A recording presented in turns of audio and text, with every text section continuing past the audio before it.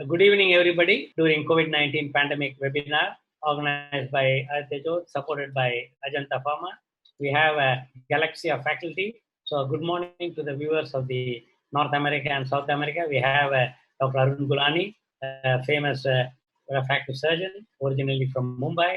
Then we have Dr. Madhavi Rao from Vijayawada, also representing the Women Ophthalmic Society. And we have Dishita Rathod, who's the youngest in the group, representing the Young Ophthalmic Society of India, and who just finished a fellowship. And we have Dr. Kavita Rao, who's the director of cornea services of Aditya Jyot Hospital, and we have Dr. Mona from the Zero India. She's from Varda near Nagpur and attached to the medical college there. With this, I will now share my screen, and I think we will meet the rest of the speakers. And I think after every speech, we are going to have 5 minutes discussion and also have a half an hour question and answer session. So whoever has question, I request you to send it to the system, to the chat box. And with this, I'm sharing my screen and starting my presentation. So my talk is on retina care during COVID, and we have a retina team with the Dr. Jaideep Walinchkar, Dr. Amit Jain, Dr. Hitesh Sharma, Dr. Ritu Shah, Dr. Asta Jain, and Dr. Sonam Verma, the medical retina fellow. We all know this. We just quickly run through. The first one case happened in December 10, and without realizing, I was in China in a place called Taikou and Jinan in December 21, 22, 23. And the first case reported in India, fortunately, in January 30th. But after that, also 7th, 8th January, I was in Indonesia. And I'm glad we have crossed all the quarantine time and whatever incubation time. I'm alive. And I think a graph to compare with other countries, I think India is doing quite well, even though we have still not reached the peak. And earlier estimates for India by AA gave confidence and projected total COVID-19 infection, asymptomatic and symptomatic hospitalized in India, and a temporary lockdown buys time to prepare healthcare facilities and workforce. And I think we're already on 39th day of lockdown. And I think total tests for COVID per 19 per million. And ocular images continues, and also with the essentials. We actually, All India Ophthalmic Society, I'm representing this organized medicine academic guild and my own hospital and various societies. We are with the full of strict precautions and protocols. We are circulating, and it's a dynamic protocols. We also have work from home for non-medical department and rest on duty workers on rotation, mock drills, training, retrain, and I think we have started a teleconsultation. So the new is what should be the preferred practice pattern. The new now will be teleconsultation using infrared thermometer, following the triad, the COVID consent, and also PPE. And I also suggest everybody should in India register for the Aragya Setu. And I'm part of this All India Ophthalmology Society, Indian Journal of Ophthalmology consensus statement on preferred practices during COVID-19 pandemic. And I think this has to be dynamic, and this was done a few days back. And then strict protocols outline challenges with all department heads, communicate with national and international hospitals, devise working strategy, circulate new SOP. So somebody in the group should be getting the new SOP and updating, make sure each one understands, assure compliance under same understanding, be vigilant, keep updating, and repeat the SOPs. Reduce the necessary staff only during this lockdown, and later as per patient load expected. And I think even that we should control. To the new now, everybody having the physical distancing of 1 meter between. You can see that whenever there is I think today the wine shop have opened and there is crowding happen. I think if the general public do not understand, I think at least we ophthalmic professionals and the paramedical profession should understand, set an example to the rest of the community. Encourage work from home in whichever department it's possible. And unfortunately, doctors cannot work from home. We have to be in the forefront. And teleconsultation is very useful. Legalized portal. Dr. Kavita will be talking on active segment. Follow-up of patients under treatment actively helps in filtering those requiring personal visit on same day on a designated to avoid clustering, maintains rapport with old patients with assurance. New patients develop confidence in our health services. Emergencies are better assessed and encouraged for timely treatment. And mock drills, training, retraining, and this is what I'm focusing. Ask for a history of fever, prefer to send to their, depending on if our hospital is working, but somebody of someone is not working, send to the nearby eye center, give properly spaced appointments, send an appointment message to the patient, and only one attendant to accompany. Patients to be asked to come with mask on or provide mask, and patient or attendant must not be allowed to use the used mask. And PPE for OPD staff, gowns for clinical staff, respiratory N95 mask, face shield, goggles, double glove, shoe cover, coughing, and safe disposal.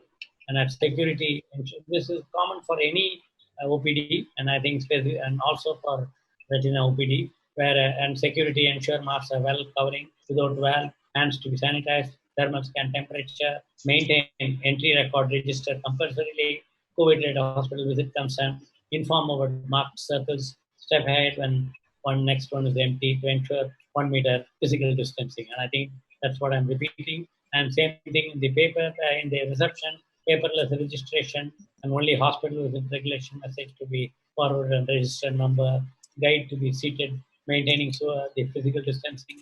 I personally visited the hospital today to make sure it is done. Informed to collect a summary at the end of the visit, and everything should be done electronically, donning and doffing.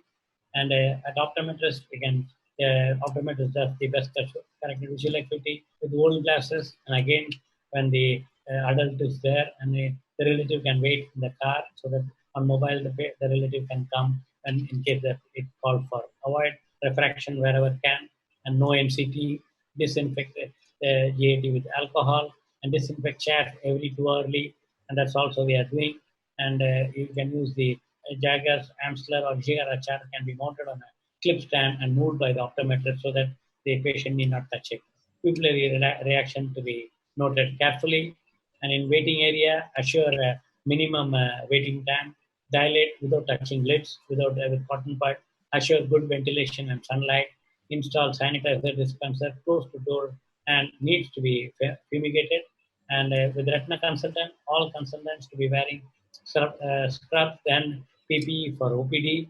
And our retina consultant is following where he goes to the changing room and changes to the OT clothes, and then over that he wears the PPE so that when he goes home he wears his, that same clothes back so that he has to travel a lot, and then goes home and again follows the general protocol.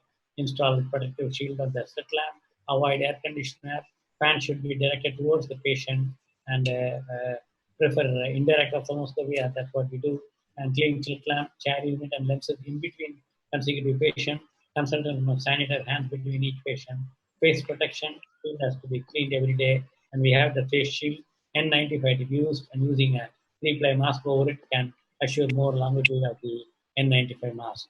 And in the retina consultant, only patient diagnostic room, FFA and ICG to be avoided, B-scan probes and device to be cleaned with alcohol soap, and printouts to be handed out to a doctor by technician, and or you can electronically transfer, that's the best. If electronically not possible, you can use the mobile phone, take the photo of the, or take a video of the screen, whether it's OCT or ultrasound, and send it by WhatsApp to the consultant. So within the hospital, we are planning consultation for a senior consultant like the clinic, but when we start after the post-COVID, I'm deciding this so that my exposure to the patient will be reduced, and I'll concentrate on only patients to be operated after the post-COVID. And laser to be fire tested once every day. If you're not doing laser, lenses can be covered with a cling on plastic wrap, cleaned with alcohol or commercial solution, and washed lenses between patient. Bacilloid or 1% sodium hypochlorite, more economical for surface cleaning of tabletops and machine. I think this we have to teach, and I think sometimes when you put an order, I think the staff tend to break it. So I think we have to explain why we have to do it. I think that's what I see the problem in the road, that some places the physical distancing is not happening because they are bored to stand in the line, or there's a lot of sun. I saw today going to a pharmacy shop, there were circles, but because of the sun, they were all standing in the shade close to each other. I think somebody has to give the counseling instead of fighting or punishing them by somebody. And this is how 1% sodium hypochlorite can be prepared, which is available in the net. If somebody wants, we can send a mail and we can send the answer.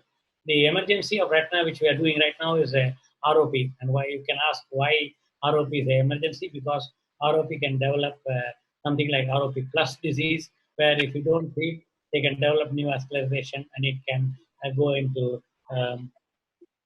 emergency like producing hemorrhage and retinal detachment, acute retinal detachment, choroidal detachment, retinal tear, central retinopathy occlusion, vitreous hemorrhage, retinal pigment epithelial rip, massive subretinal hemorrhage, acute ischemic optic neuropathy. And operable emergencies are sight-threatening, permanent significant visual compromise anticipated, mandating anatomical restoration. And preoperative assessment has given a guideline, and I just go through that and pre-operative assessment and all this. The surgery patient, which I'm going through. I'm not going to the details because all these are available in the AOS website, and which as an ophthalmologist we have to follow. And one word of caution: our secretary and president all the time mentions is, apart from the AOS, also go through the ICMR guideline as well as your own state, because the Indian the health is a state subject. Please make sure you are compliant with the state guidelines. And prior to day of surgery, make sure the supplies are close to, no, not close to expiry, availability and wellness of the decided team. So that's what I'm reassuring my team, that utmost importance is your safety. That means the surgeon and the retina surgeons and retina team or anybody. I mean, eye hospital, the paramedical, the security, the reception. I keep telling them your safety is important, because only you are safe, your family can be safe. Same way the patient can be safe. And this is the PPE for OT, the Doffing sequence, intraoperatively again. I think there's a lot of discussions in various webinars, post-op follow-up. So I would like to thank the Dr. Our consultant who helped me in preparing, Dr. Jaideep, Dr. Sonam, and I think also we have used the AAO guideline, AOS guidelines, and the VRSI guidelines. And if you have any requirement, you can write an email to me, or you can contact by WhatsApp or any of the measures. So I think with this, I think the retina care, we are already working with all the emergencies from um,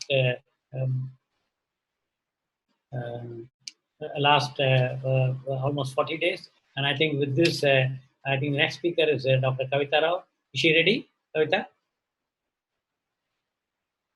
So in the meantime, Kavita gets done. Can have anybody have any points for a minute? We can discuss and then ask Kavita to. Dr. Madhvi Rao, you would like to say any comments? Yes. Madhvi, can you hear me? Yes.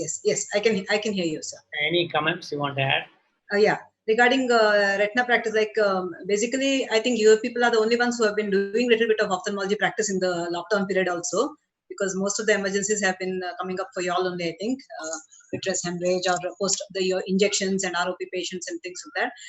But I just want to know, sir, if your semi-emergency sort of cases, you still would like to wait for some time, or still would like to start off with going back to your regular practice now once the lockdown is lifted?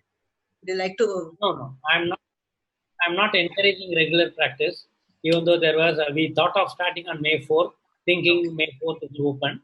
So on a Saturday, when we had a consultants meeting, and that time by the time we already got the government order on Saturday morning, so we decided not to go. And even when it opened, I'm actually making a drill.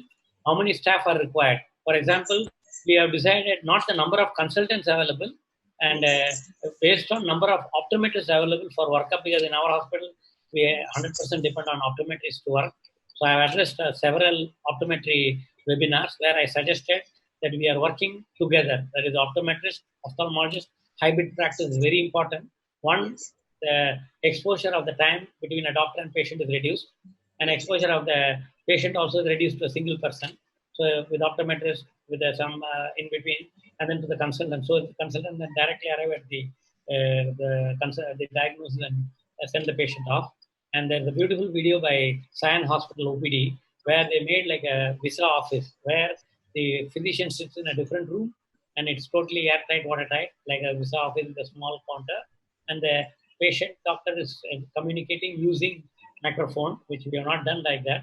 And here at least we can communicate between the optometrists like that. Yes, And, yes. so I'm trying to practice telemedicine, teleophthalmology between my retina consultant and my room in the third floor, so that I don't have to see the patient, and patient also, it is only to protect myself, and when I Yes. come back home, to protect my 102-year-old grandmother.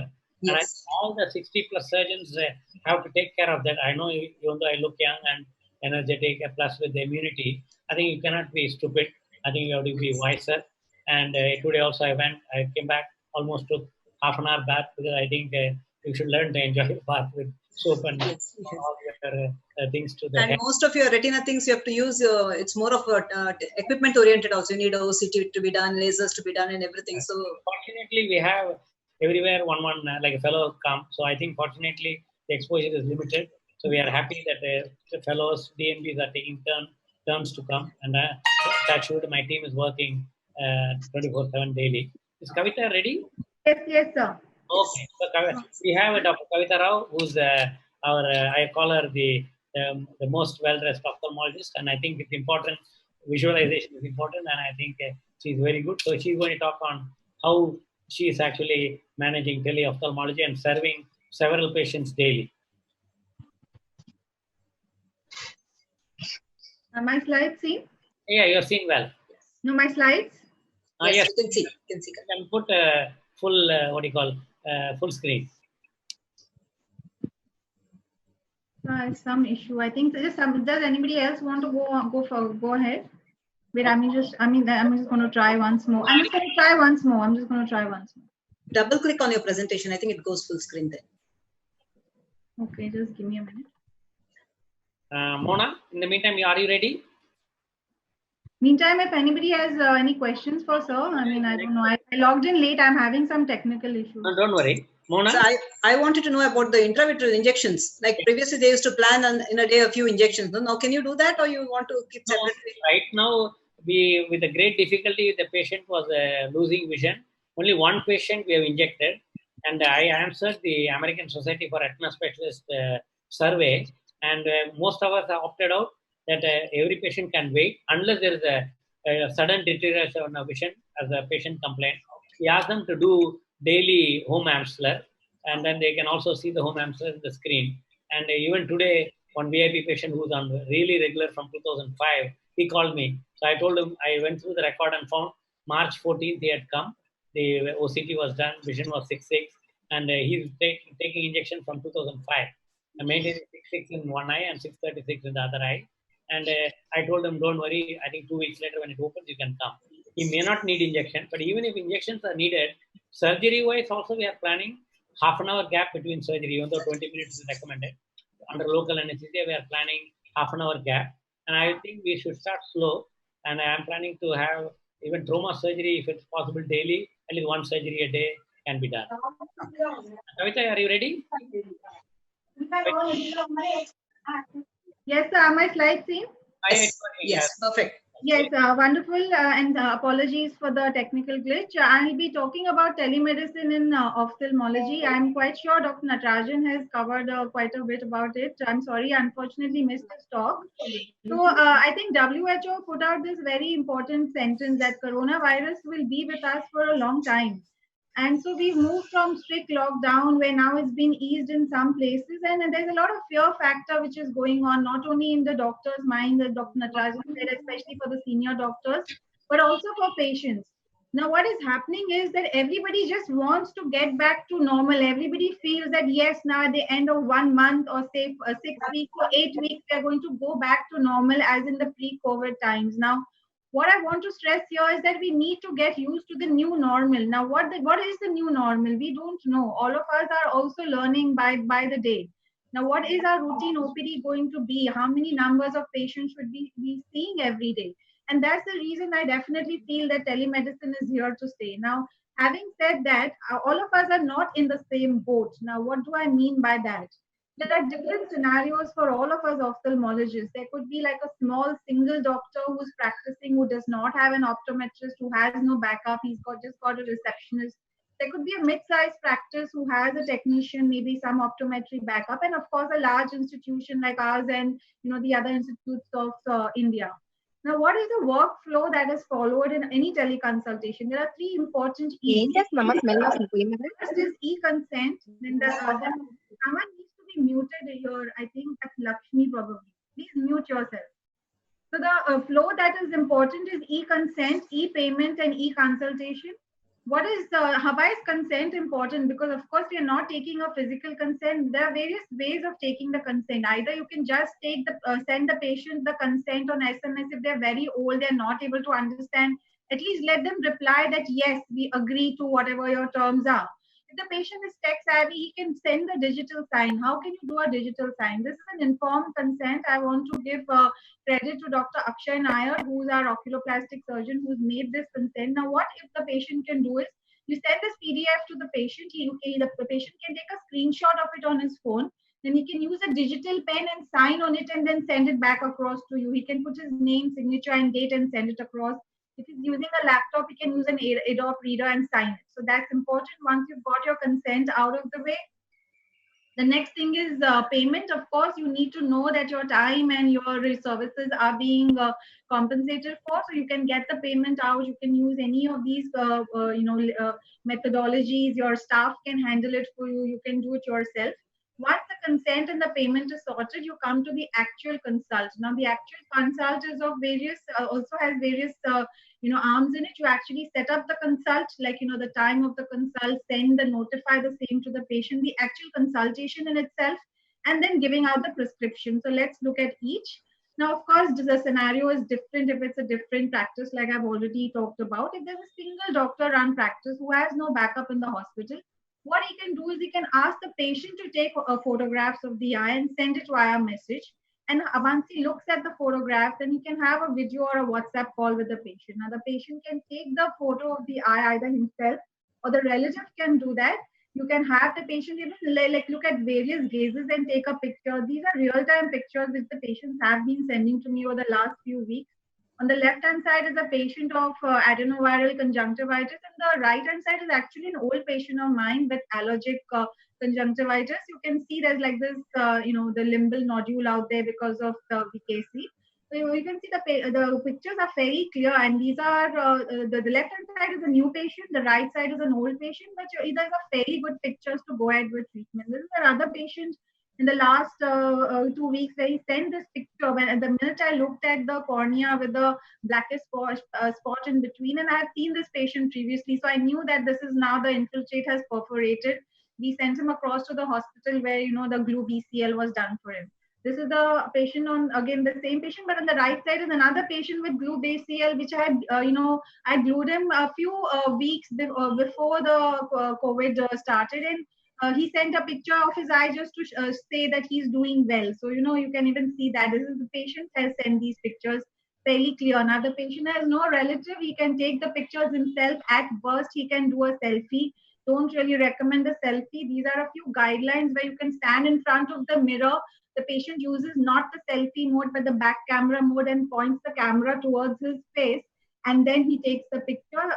You can make a note of these. You can send it across to the patient. And like I said, if he's not able to do any of this, let him just send a selfie to you. Now, if you have a backup where you have a technician, like in our hospital, as sir has already talked about, we have an optometrist who's been there for the entire duration. So you can send the patient there who can take pictures and send it to you. This is a trauma patient, as you can see, send pictures, which is very clear pictures, on our digital camera. This is another patient of follow-up where, again, like looking at pictures like this, you may not really need to go to the hospital in the immediate future. Someone sending you, this is my corneal graft. You can see very, very nice pictures sent. This was in fact sent today morning. No staining at all. Patient's doing very well. We just continued his medication, and also the EMR was sent to me via email. Now, if you do not have a slit lamp camera, if you're a very small practice, do not worry. You can just either you can ask, you can have your technician buy some magnifying lens like this. You can buy it yourself and give it to them. And this is how they can take really good quality pictures. Now, coming to the last part of it, that is what if you are using an app for the consult. We have started using a telemedicine app. We are still, kind of learning the, ways of that app. This is how it is. They send you a link on the left hand side, as you can see, with a password. On the right side, you can see there's actually the consult happening with the patient. And what is the advantages of teleconsulting, especially if it's an institute? Then the advantage would be you don't want to do a WhatsApp video call because you don't want any of the personal information of the patient or the doctor to be exchanged for one. You want the admin to be in control as to what's going on. Also, the advantages are that you can share, like you can write your prescription directly onto the app and then put your digital sign and send it across to the patient. You can set up one consulting room per patient, and automatically you can, then that message directly goes to the patient and you come online at the same time. Like I said, this is a hyperlink which is then emailed to the patient and to the doctors. You can also see what is your list of appointments or consultations once you log in with your password. It's very easy. And another big advantage is that, I'm just going to skip through this. Another big advantage is that you can record it. Each entire consultation can be recorded, which I feel is very important for medical legal purposes. If you want to record that this is what you saw, this is what you told the patient. And you can have even the patient's relatives, say the patient's relatives now in the lockdown in some other part of the world or the city, they can also enter into the login at the same time, which really helps to assure and reassure the patient. I'm just going to go with a real-time video here, just to show how it actually happens. Is the video clear to everybody? Yeah, so this is how, as you can see, there's the patient out there, and here you can, I just want to show, just want to forward that. Yeah, you can see that once you click on files, here you can literally write anything, you can draw anything on that file there, and then you can send that across to the patient. So that's how you can do your prescription. And this is the third chat, as you can see the window. This is how you send the link on the right hand side, you send a link to the patient. And the third window out there is you get a relative from any other area if you want, or he can log in into that window. So that's how it is. And like I said, advantage, you can record. Now just moving on to the last, like consulting the prescription. Like I said, if you have an app, you're doing it through a browser, you can type it directly and digitally sign and send it across. But if you're not having the app and you want to just do it at home in a simple way, what you can do is you can just write your prescription on paper, sign it, take a picture of it and send it across to the patient. I think that will also work well. A word of caution is, if you're seeing any new patients, please do not start topical steroids. I would say definitely avoid. As and when you feel you're not able to manage the patient, refer the patient for a physical exam and refer to treating ideal patient. Now I've put that, put that in italics, because what is an ideal patient? Maybe your post-op patient who's been fine for a couple of weeks or months and just wants some reassurance. Maybe your dry patients who need the treatments to be just continued. Your glaucoma patients who've been on good control for a while, something like that. I think there are a lot of patients who can definitely be handled by teleconsult, at least 50% of your OPD. The last is, if you have an app which is linked with an EMR, a colleague of mine just sent that to me like maybe a couple of hours before this presentation. So I'm not able to include a video of that, but the advantage is that this app is directly linked with an EMR. And I've put the email address of the person who is actually managing this. And Disha Hospital, I believe, is already using this. So I think if we have a browser-based application where it's directly connecting to the EMR, I think that will be very, very useful, because currently we are having the staff mail the EMR to us. They have home access to the EMR. Now, what's the future is, if we can have, we can just take this one step further. We can have telemedicine on wheels, where we have mobile vans and, on bikes, where the optometrist is going and doing refraction, is dispensing spectacles. That could be something which we could do in the future. So just want to end with saying that tough times never last, but tough people do. Thank you. Thank you, Kavi, for a wonderful talk. And before next is Mona, but in the meantime, I wanted anybody else to comment. Dishita, you have some things to say? I would like. No. Sure, ma'am. Go ahead. Yeah, Dishita, shall I? Yeah, sure, ma'am. Dr. Kavita, since how long you've been using this app for teleconsultation? We've been using it for the last 4 to 6 weeks, actually. We did face some problems initially, but now that I've gotten the hang of it, I think it's good. I do want to try out the new software, which is, the new app which I just talked about. I probably will try that also, which is linked with the EMR.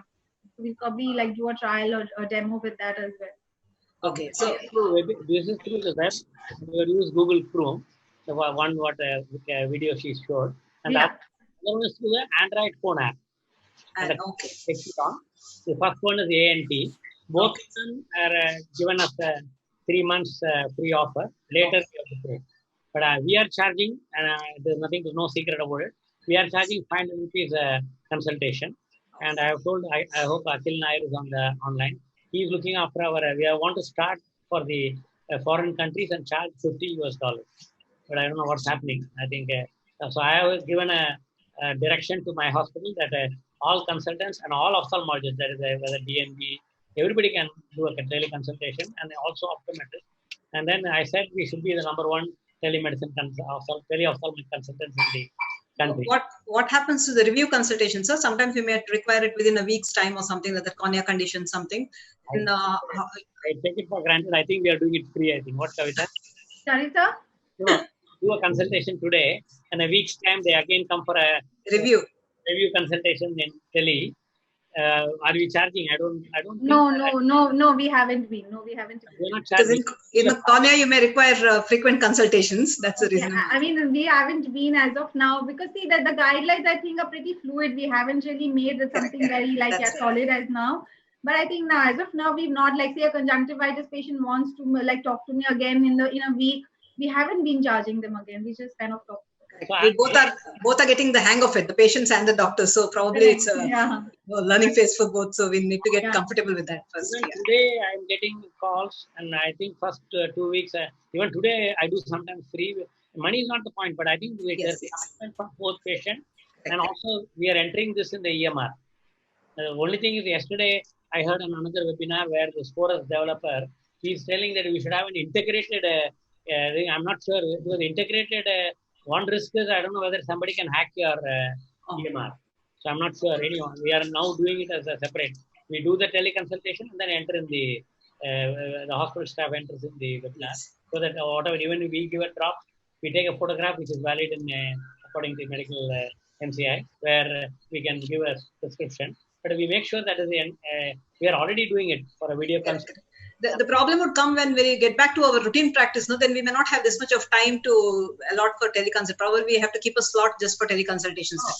I have already planned. For example, when Kavita is there, whatever time, 9 to 5 or 9 the regular time, I think we will make sure that if there are too many consultations, there should be a 2 hours within that hospital time for only teleconsulting. So she will start now. Right now, I think usually she does 9 to 11 surgeries, followed by OPD. I think I have an idea which I'm doing now, that 9 to 11 she can do teleconsulting. In case she gets surgery, we'll do surgery and come back. And then that is all with a prior appointment, unless the real. So you have an idea how many teleconsultations are scheduled for that day? Yes. My suggestion is each consultant should do at least 10 a day today. So 10 to 10 will be 100. So the hospital will get some revenue and we can pay the staff. This is my. Yeah, sorry. Right now we're doing about 6 to 7 definitely per day, each of us. 10 per consultant. Yeah. We have 10 consultants, 10 into 10, 100 a day. Okay, Dishita, you have something to say? No, I think what ma'am just told about the telemedicine is very good, and the latest app that she talked about, that of course reduces a lot of work of separating, integrated. So, Dishita, sorry for interrupting. I have a brilliant idea for the Young Ophthalmic Society, which you represent today in our webinar. Young ophthalmologists are having a problem like you after training. So why not you become a tele-ophthalmology consultant? So that's one thing. And the other thing, what I also was thinking about is, once you start or once you go back into practice, like you said, ma'am may not have time because your appointments will increase. You can ask the junior doctors to start off with the telemedicine. Yes. So that's also a great way for us to start off. Right. Yeah, I think good idea. So Mona is ready? Yes, sir. Okay, great. So we have Dr. Mona Sone from Zero India. I think yesterday Arun Gulani was asking what is Zero India. Zero India is actually the center dot of India if you do the latitude and longitude, and that's where it's called Zero India. It's near the income tax office in Nagpur. But she is in a place called Varda, and Varda is world famous because of Gandhiji, and now because of Dr. Mona. Thank Mona, off to you. Yes, sir. You can share your screen. Good evening, all. I'm Dr. Mona Sune, and today I'm going to talk on how to practice in COVID-19. In today's scenario, the whole world is in the fear of this COVID-19, and as a healthcare worker, we are most at the risk. So we all need to adapt to these new situations. But then, if you want to practice, you need to practice safely. See, Delhi, I'm practicing since the first day of lockdown. Of course, initially there was a lot of fear, ifs and buts. But for the first week, mostly, I have done telemedicine through WhatsApp video callings and then sharing pics transmission. Though the shutter of my hospital was open, but yes, from the second week, I'm practicing daily, of course, by limiting the hour hours to 3 only. But now we may extend it as the just guidelines have come 2 days before, according to the and of course, it is to be done according to the COVID cases loads in your area. If you are in a green zone, you can practice, but of course, you can raise it by step only. So we all need to follow some guidelines given by different health authorities like WHO, CDC, AIOS, and IMA, ICMR. But now we all know that the COVID-19 is what it is, how it gets transmitted, which is from human to human, and through droplets, aerosols, fomites. And as an ophthalmologist, we are all at risk due to our close proximity of the work. The well-known example is Dr. Li Wenliang. You all know of the fact. Then, what is the action plan for the ophthalmic setup? So we can set up some standards operative protocols to run the hospital, in which it may vary from a big hospitals to a solo practitioner, which can be divided at the 3 levels. And role of administration is our aim is should be at reducing the number of patients according attending the hospital to avoid overcrowding in the waiting areas. Till now we were dealing only with the emergencies, but as per new guidelines, we may have to start elective work, and we need to increase it step by step. Of course, it should be more on a need based. Urgency or need can be determined by your own judgment and always should be considered. And you can wisely use electronic medias for spreading the information regarding the hospital strategies, change of the timings, and hospital operating protocols. As every day the dynamics are changing and nobody is know, and we all are verging to the situation. See, these are all by every post which I posted from time to time regarding the hospital strategies and about the disease information. And you can see the first post is on the 16th March. It was just before the lockdown, when I was not even aware of the lockdown, but though the conjunctivitis cases were increasing that period. So I posted if it is related to COVID or something else. Then we can divide our practice or in the, our hospital that according to the area before the entrance, waiting area, and your consultation room. So before the entrance is signboards displaying the information related to hand hygiene and cough etiquette should be displayed. Make sure no one enters with the footwear, including your staff. You should provide hand washing units outside the waiting area and make it compulsory to all the patients and attendants with along with the patients. Wearing mask should be compulsory for everyone, and attendance should be allowed only with the kids and the dependents. Then waiting area and registration is the most important, as the sitting arrangement in the waiting area should maintain an ideal distancing criteria of the group. And you should, in each case, you should know the fever of history of fever, then traveling occupation, cluster, or contact with any COVID suspect or a COVID patient. Then case consent, which is provided by the AIOS or any local authority with the complete postal address, and contact is taken in each case. from address, one can know whether the patient belongs to any hotspot. In such case, ask your staff to inform you. No data entry in the registers can be done in the system, and it can be done later on. And money should be collected directly into the poly bag without touching the digital or digital payments can be encouraged. This is my waiting area. The one visual display, which this is the NGO which I work for, and this is area where we can see the distancing and proper taking of money in the poly bags or open door of the chamber. Then the triage on the phone, which is the first crucial step in protecting the doctors and other patients from exposure. And you can avoid the walk-in patients and reduce the number of patients in your hospital. But I will not discuss, as it is already done by Dr. Kavita. But in future also it will be very helpful in planning the surgeries and giving them appointments. Then about personal protective measures for the doctors and the staff. As far as the personal protection to be wear in OP, head cap, 3-layer mask, N95, respirator, face shield or protective eyewear, and unsterile gloves should be enough.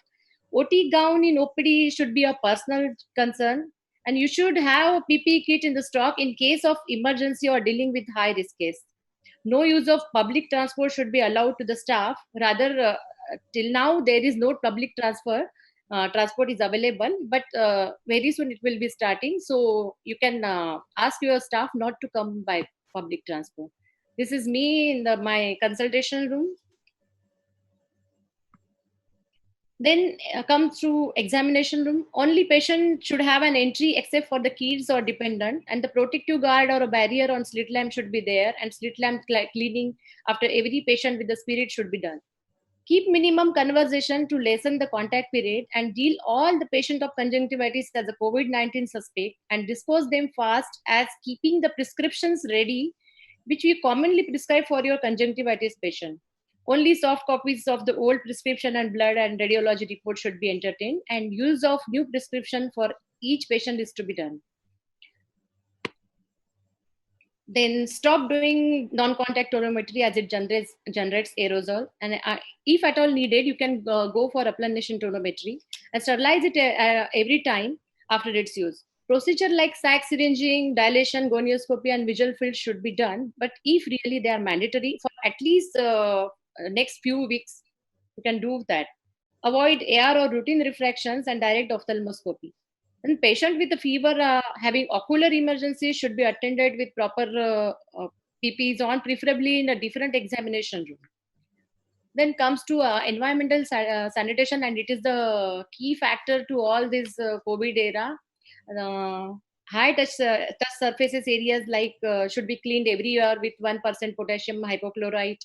Then electronic devices and chair handles to be cleaned by more than 70%. Actually, less than 70% alcohol is not indicated. It should be more than 70% only. Then fogging of entire hospital at least once in a week should be done. Decontamination is also very important after doing all the work. These gowns, cloth masks should be decontaminated with 0.5% hypochlorite. And after reaching home also, you have very important to do, complete a bath and cleaning all your keys and mobile every day. It's a tedious, but now you have to accept and adapt. Then staff education, sensitizing them by putting all the necessary information on the hospital WhatsApp group. Various protocols and action plans should be shared regularly. You can make groups of and reduce the staff per day. Then make groups, the responsibilities can be divided and shared on the group. Then mask etiquettes and doffing and donning should be learned to everyone. Then SCQ as a prophylaxis, actually it is not recommended now, because it has no action on the critical enzymes of the viruses. So it is not better not to take as a potential risk of cardiovascular diseases.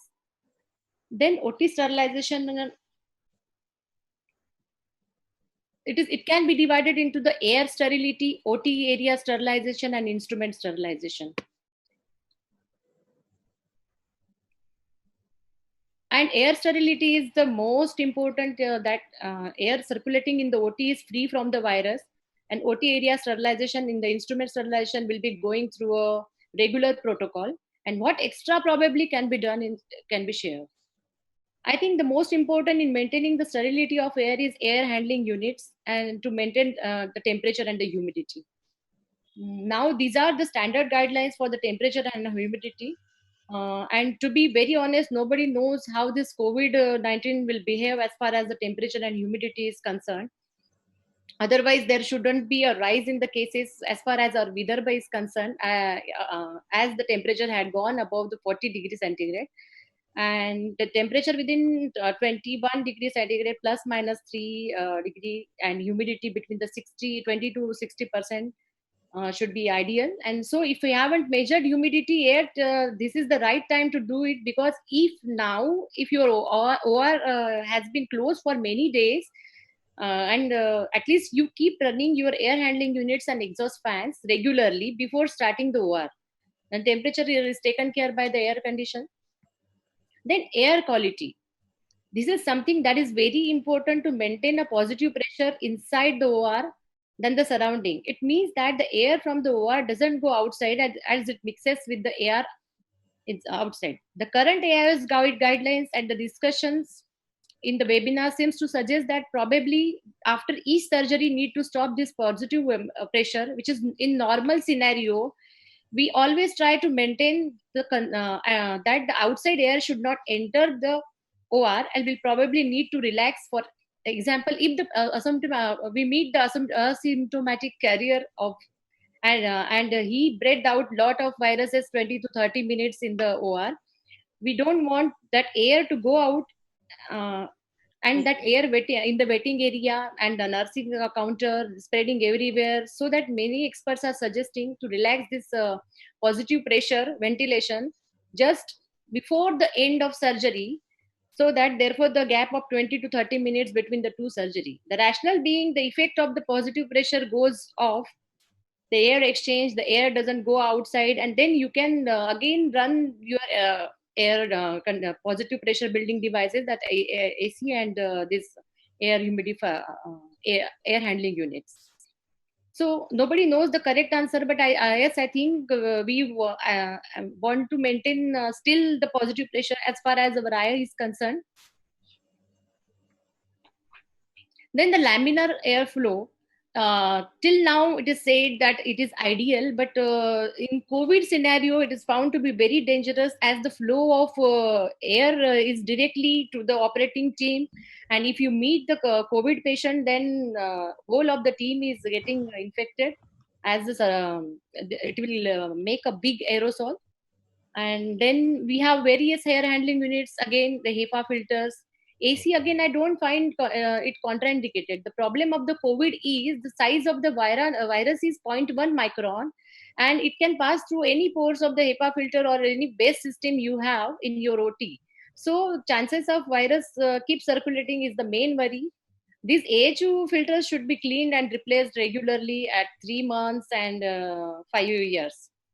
Then OT sterilization and this should be done as standard guidelines. This is what the air handling unit or air sterilizer at my place. OT sterilization has no specific guidelines for as far as the COVID is concerned. So we are going through the regular protocol, what we are doing now. Yes, autoclaving, actually the proper documentation at each time is mandatory, so that we know that each time has the instrument and the trays have passed the autoclave test, so that if something happens wrong, apart from this COVID area, the entire system of your hospital, and you never know how the stand of the patient will be there in these such situations. Then culture swab and should be sent every monthly. These are the specific guidelines given by the AIOS, that surgery should be a daycare, X-ray chest plus minus. I don't know how we are going to do it. But again, avoid general anesthesia surgeries as it creates lot of aerosols. Then all universal precautions as usual should be taken. And minimum number of staff in the OT. Then there should be a 20 minutes gap between the each surgery, and the protocol based disinfection of the OT should be done after each surgical procedure. Then elective surgeries.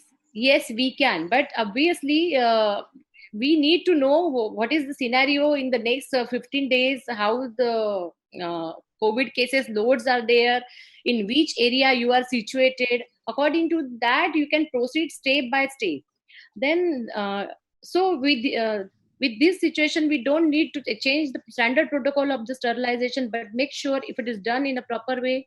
And I hope if there were closed, we all did sterilization at least twice a week, so that now they are ready to use. Don't know how to avoid positive pressure at the end of surgery by risking and contaminating the OR by increasing the chances of endophthalmitis. As we are using our gowns and caps and mask, gloves, I don't think there is need of wearing complete PPE for at least as far as the anterior and posterior segment surgery is concerned.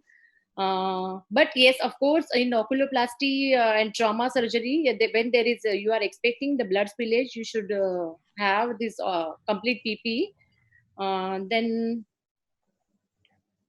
you should avoid running the multiple tables at a time. And if you are running the two tables run only one table at a time, and use everything new for each patient, as the serological disease can transmit. And we have to limit our number of surgeries at least for a few more weeks. Then we have to accept this new normal, adapt it, and act. Thank you. Thank you, Mona, for a wonderful presentation. Kavita, you want to say something? Presentation, she's covered a lot of points.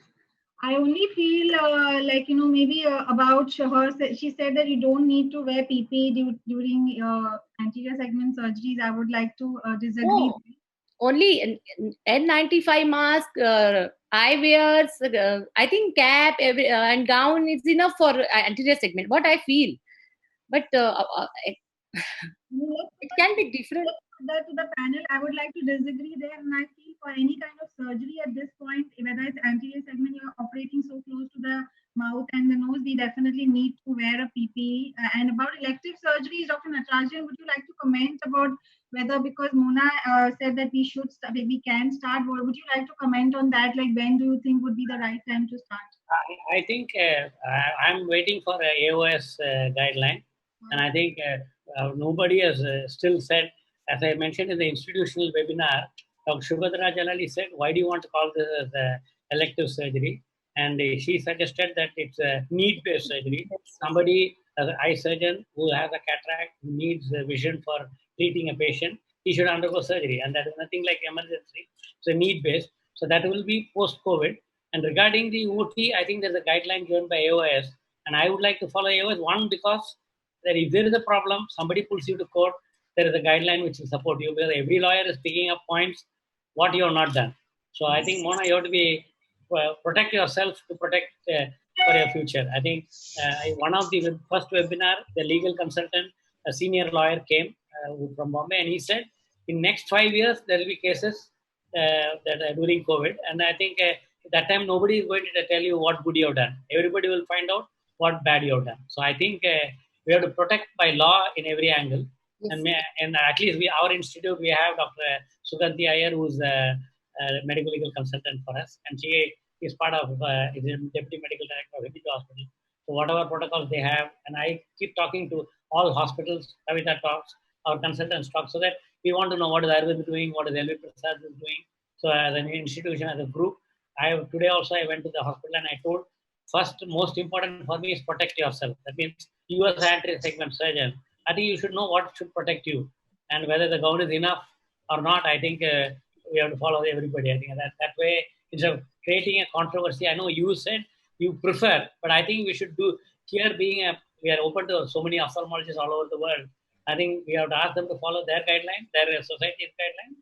so that medical legally they are supported. The rule is different in US. Arun is back with us, and I think maybe Arun, you can comment, and I will ask the next. I think who's next? Rishita is the next to go, so you can keep yourself ready. Arun can comment on the anti-segment elective surgeries or whatever need-based surgeries, and when do you want to start, and also about the precautions during cataract surgery. So I totally agree. The question also was whether you need to wear PPE while doing cataract surgery, and also when would the right time would you feel to start elective surgery? You know, it's amazing. We all have the same questions. As you know, I just got to my institute first time in now 6 weeks, 6 to 8 weeks. And we're going to look at all those things with the staff and make a plan. I totally agree with Dr. Natarajan. Number one is your own safety, your staff's safety. Luckily, most of us anterior segment, we don't really have emergencies as such, right? So that is first priority. Second, best part of this whole thing is it's not a closed system. Usually doctors are advising patients, right? There's such a disease going on, do this. Patients are now on the same Google as you are. So it's very easy now. They know a lot already coming in. They're like, hey, doc, do you know about the remdesivir medication on TV last night? You're like, no, I was sleeping. Cannot say that anymore. So I think patients are also so well educated. Half your job is done because they will come in with masks, right? So in fact, I'm encouraging my staff to, on telephone today, as I said to you, and I'll talk to you in my talk later, each one has unique scenarios of their practice, but patients are already coming knowledgeable. You don't have to raise the intensity of there's a problem going on. They know it. They also are leaving their house only if they have to. So I think it's a great time. We are all together, very high knowledgeable. And I agree, you have to be careful, have to go overboard. That's the only thing, because we don't know the treatment yet. There's no vaccine, there's no treatment. That'd be my take on it. I agree, Dr. Gulan. And Dr. Madhvi, you want to say something? I was just thinking that Dr. Mona is a very brave doctor. She's been working all through the lockdown phase. So maybe because of that, she's much more courageous. She says no need of PPE. But we are all, I think. I want to say this. I wanted to say this. I think nobody, I don't think the courage is the right word. I think she's duty conscious. And she told me, I'm a single doctor and how do I eat otherwise, she told me. I think beyond that, I think the question is confidence. And the second is I told her, just because confidence, you should not make a mistake. It is like me. I think I'm an aggressive surgeon and I want to do so many things. But still, when I went to the hospital today, my next building has corona. The hospital, the next building. Yesterday, that old lady who had a chemotherapy went to Tata Cancer Hospital, and there was a little panic in the hospital. They said, "Oh, next building is sealed by the municipal corporation. The whole building is sealed." And I spoke to the two government officials, luckily, who are close to me. Dr. Sanjay Oak, who is part of the municipal corporation in KEM Hospital. Government has employed him, the CM. And then Dr. Shashank Joshi. Both said, we are in forefront. We are treating COVID positive patients. We are treating them on ventilator and the same precaution. Unless it is 1 meter and you have a droplet, nothing will happen to you. So first you be confident, Dr. Natarajan, and don't spread fear. The way you are asking, are you afraid? He said, I'm not afraid. I said, I want to protect my staff. He says, yes, that's good. So don't give them confidence. Don't give them overconfidence. And I also told them, whoever wants to come, please come. Knowing the matter, then I asked him, should we inform the patients that the next building has COVID? He says, no. Everybody can see, and I learned one thing in the institutional webinar that I want this to Dr. Arun to see that. You should see there's an app called Arogya Setu made by private but adopted by Government of India, which I myself have entered. And institutional webinar, I think Dr. Rajsekhar from Bangalore said, I think they are insisting every patient to enroll. The idea is if the patient is enrolled in the Arogya Setu, in the mobile, and you're on the Bluetooth, and it'll keep asking you questions, and you enter properly. Everybody in the government knows whether you are COVID positive or not, or whether you are when you're moving around. It will tell you that this area is a hot spot, this area is orange, and here there's a COVID patient. And I think it's very good, amazing. I think I'm happy. First time IT, the headquarters is India, and India is on the forefront in COVID. And I think this sort of technology is very important. Today morning, I went to the hospital and already there are about 16 patients, they told me. 10 patients have gone home, 6 are there. So I suggested them make sure the relative sits in the car, have the mobile, and we're thinking of including QR code. So we want to reduce the human interface and use either robot or electronic. So I think we should not be courageous here. We should be wise here, and I think we should appreciate Mona is having the experience, and I think it is like somebody thrown into the ocean and you have to swim, and then she's doing that, and she's doing it wonderfully well. And I will only request us to follow the guidelines so that you are protected, your staff is, and not only that, I think I told her to put the photograph of she did a camp, and I was against it. She did then she said the police has organized the camp, and they are following the physical distancing, they are following the mask, the hand sanitizing, and there they distributed 50 patients over 8 hours, and each patient, each constable or police was checked whole day and many days, and each day one ophthalmologist was going. I think amazing. I think Varda is doing wonderful, and she didn't put the photograph. I think you should have put that camp. I'm not suggesting to India because we have a foundation, and all my staff are living in the Dharavi, and I really don't know how to protect them. And Dharavi is hot now, a hot zone. So with this, I think Dishita is probably something like a debut performance. So I'm happy to introduce Dishita, who's Miss Bangalore, and mother is a Miss Bangalore, and she's Miss Ophthalmology now. Yeah, yes, Dishita. Thank you for that wonderful introduction, Dr. Natarajan, and also thank you for this wonderful opportunity.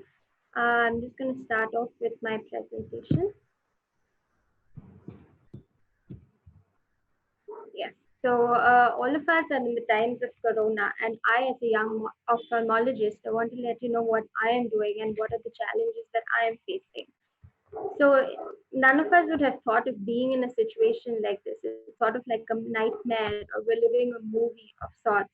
So what I feel right now is I'm absolutely pointless and useless at this point in time. And why so? Because I just finished my fellowship exams. I wanted to take a couple of days off, travel, and then start looking for jobs. But soon after my exams, the lockdown was announced. So there go my plans, all plans haywire. And while all the senior doctors here are discussing how to start off their practice, how to cut down on staff, there's so much uncertainty a lot of sleepless nights for all of us. But really, let's take a step back and ponder how bad is it? So as students, I'm sure all of us, or even regular people for that matter, haven't we all cursed traffic? Haven't that we spent less time in traffic signals so we could go home and spend more time? Ishita, you need to share your screen. You have to share your screen. Oh, I your presentation. No. So you go from your first slide. Okay. All right. So all of us were impressed to look at you. We forgot the screen. Oh. Yeah, better now. Yeah. Is it visible? Yes, yes. Yeah, you can make a full screen. Yeah, I'll do that. So sorry for that glitch. No problem. No problem. Yeah. So yeah, like I was saying, I kind of feel pointless, and about my personal situation, about how I just finished my exams. And I'm sure I have a lot of colleagues, friends, and a lot of other people who are also in the same boat, and a lot of doctors. So it may not be right to say the same boat, but we're all facing the same storm at this point. So, like I was saying, we've all really thought about sitting in traffic, wasting time. How, as postgraduate students or residents, we always wished for fewer duties and to have extra days off, or just to have enough time to learn a skill or two, or to start off on the hobby that we'd always been putting off, or just basically to strengthen our knowledge. So now that we have all the time in the world, let's take a step back, relax, rejuvenate, and think about what we can possibly do about this situation. We may or may not be able to do a lot, but we need to accept things the way they are. But for me, my biggest concern right now at this point is, when am I going to operate? And this is the time where I should have started operating more numbers, should have gained more confidence, but it just looks like my skills might be rusting at this point. So that reminds me of what my mentor taught us in the first day of my fellowship. He said, you must observe keenly. And what I've realized over the years is observation is actually so understated, and it's so powerful. And in today's day and age, we have YouTube, we have the internet, we are living in the digital world. So there's really no excuse for us, to just sit back and laze or complain and give excuses. So go through a lot of, you have the opportunity to go through a lot of videos, learn keenly, observe keenly. And another thing that is very important is once you go through these videos, it's important to visualize them. And that's something I have actually been following even during my fellowship. You visualize what you're going to do, so you recall it. And even the days before my surgery, I go through it over and over again just before sleeping. So it also helps with sleepless nights. So all this is fine, but what we also need to do is physical conditioning. Like just like how athletes are not born overnight, neither are great surgeons. And since we do have time on us, we can start off with little things.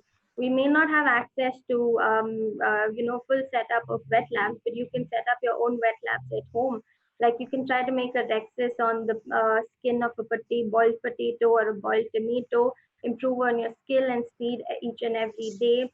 And the other thing you can do is try a lot of exercises to strengthen the small muscles of your hand so that your motor skills improve, your dexterity improves. We all know that we need a lot of hand-eye coordination for surgery. So go ahead and indulge in your video games once in a while. All these are very important to prepare ourselves. And of course, we know there's a plethora of webinars going around every day. So we have all the opportunity and all the time in the world to attend any of them as we like in the comfort of our houses. But what's important for us is to choose wisely and prepare for the road ahead. We need to know what webinars to attend, and we need to prepare, learn the protocols, because of course things are going to change in the future.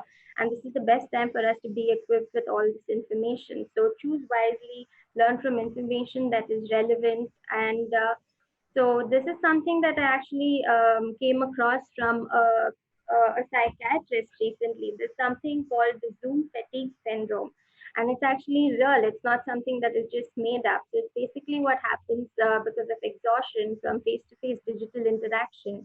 A lot of people start off their days with work calls and then webinars, and then you have Zoom calls with family and friends.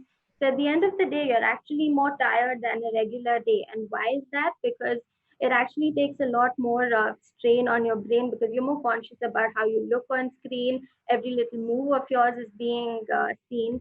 And also, you have very less physical activity. So, there's a lot of lactic acid being built up. So, watch out and don't fall prey to this. So, if you're bored with all the seminars and webinars, make sure you publish. I, in fact, speak personally, have been not very fond of publishing. I, in fact, found it very tedious. But thanks to my mentors, I've finally submitted a paper, and they say you publish and flourish, or if you don't publish, you perish. So this is a good time to start off with that. And of course, if you don't want to be involved with the subject, take a step back, relax, focus on yourself, make plans. Don't just get used to the laziness. It's very easy for us to get used to the lazy routine of the life, but set a goal, declutter. You can exercise, work out. They say a sound body houses a sound mind, so it's a good time to exercise.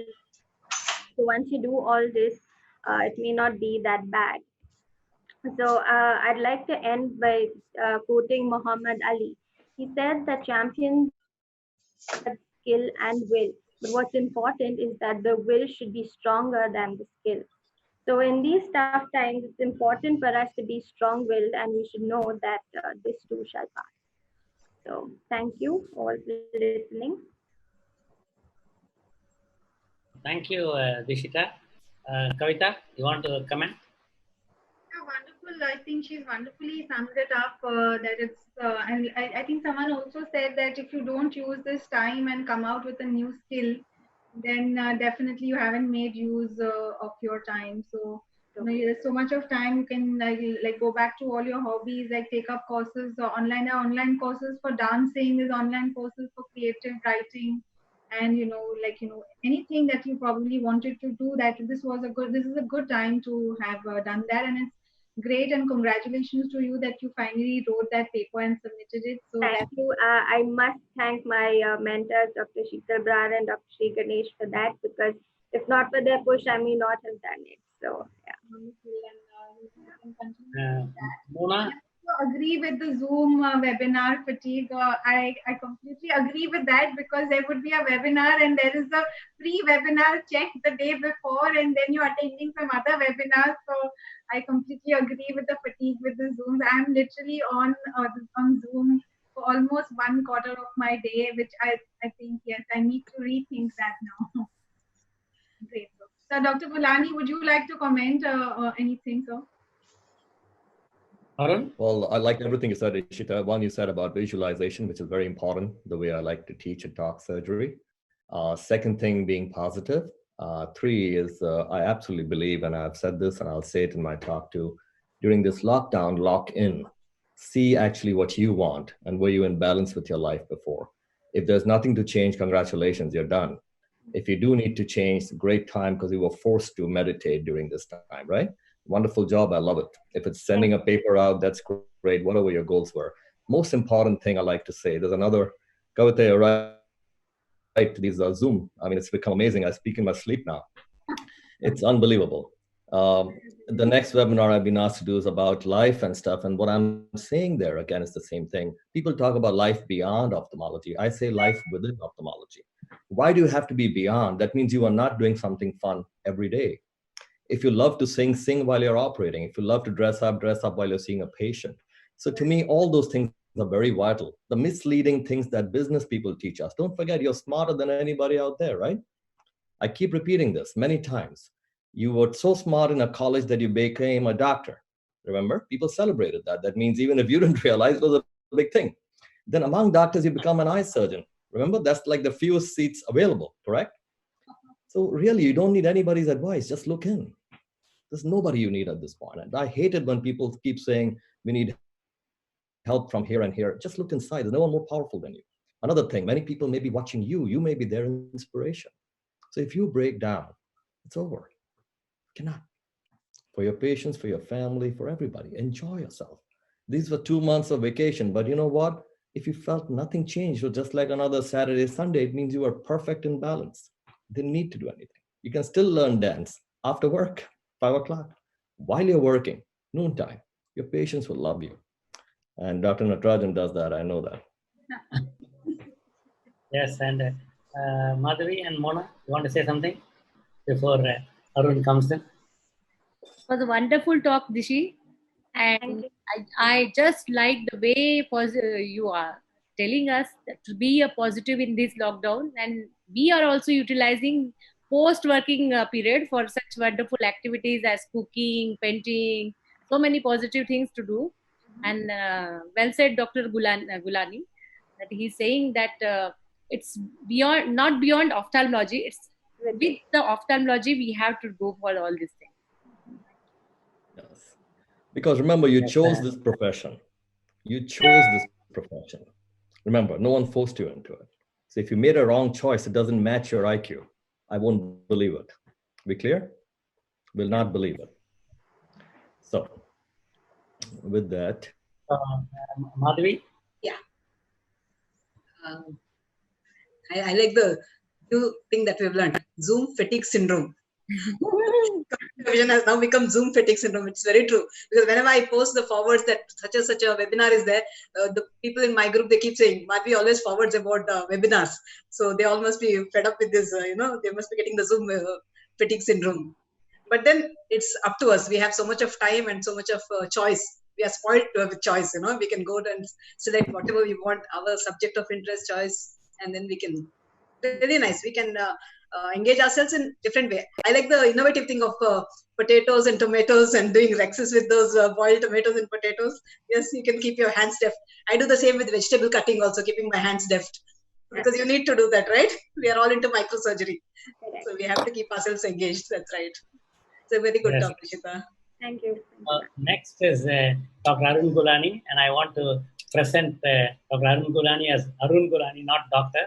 The reason is, as he already mentioned, he's a great ophthalmologist. He's my neighbor from AEM Hospital, and I think I'm very impressed with him. I learn a lot from him.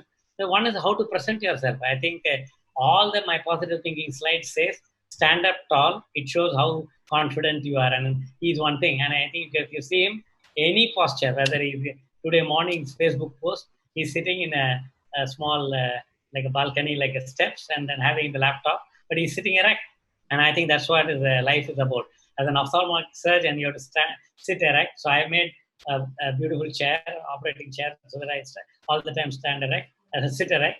The same thing is standing tall. It emphasizes that you're positive, you're emanating. So I think like that, he does fashion. And I remember when I was probably Times of India covered in a big full-page article on me and Naresh Trigan and three more like cardiac surgeon and orthopedic surgeon. And only ophthalmologist was me. And I think he's the only one who appreciated, oh, you're in that league where they put a photograph of mine dancing in a disco. And the fellow took photograph from morning, from my gym to the operating, the OPD, OT, and many interacting with patient and walking in the road. And finally, he put the photograph, which he took in the late night in the disco. And many friends criticized, and that was in 2005. Hey, how can you be in the fashion, man? And when you're an eye doctor, you have to maintain yourself. Then I learned from Arun, what's wrong? And we are human beings, and we are intelligent human beings, and we are not, and we are better than many in the world because we are intelligent enough to. That's why we are taking the fine surgery. And even though refractive surgery use computer and everything, I think, but the man behind the computer is the surgeon. That's you. And I think you make a wrong entry, you can't blame the machine. If any court case is there, it will not go to the computer or the LASIK machine. It will come to you. And I love his talk. He says he's interested in giving 20/20 to a vision and not the procedure, whether it's a corneal procedure or whether it's a cataract procedure or whether it's a LASIK or a repeat surgery. He says, I want to give back 20/20 to the vision. And I think we are in 2020 and we are locked down to think back. And yesterday I told Arun that I have only 2 more weeks to do what I want. So with this introduction, I want to show Arun. He's not a showman. He's like Raj Kapoor is called the showman of the Bollywood those days, and later Shah Rukh Khan. And a lot of people compare me in ophthalmology, but I think the best man is Arun. And Arun, yeah, all yours. Oh, please. Thank you. So actually, you finished my talk, so I can leave now. Oh, you carry on. Okay, here we go. Thank you so much. Always a pleasure. So I'm going to share my screen now.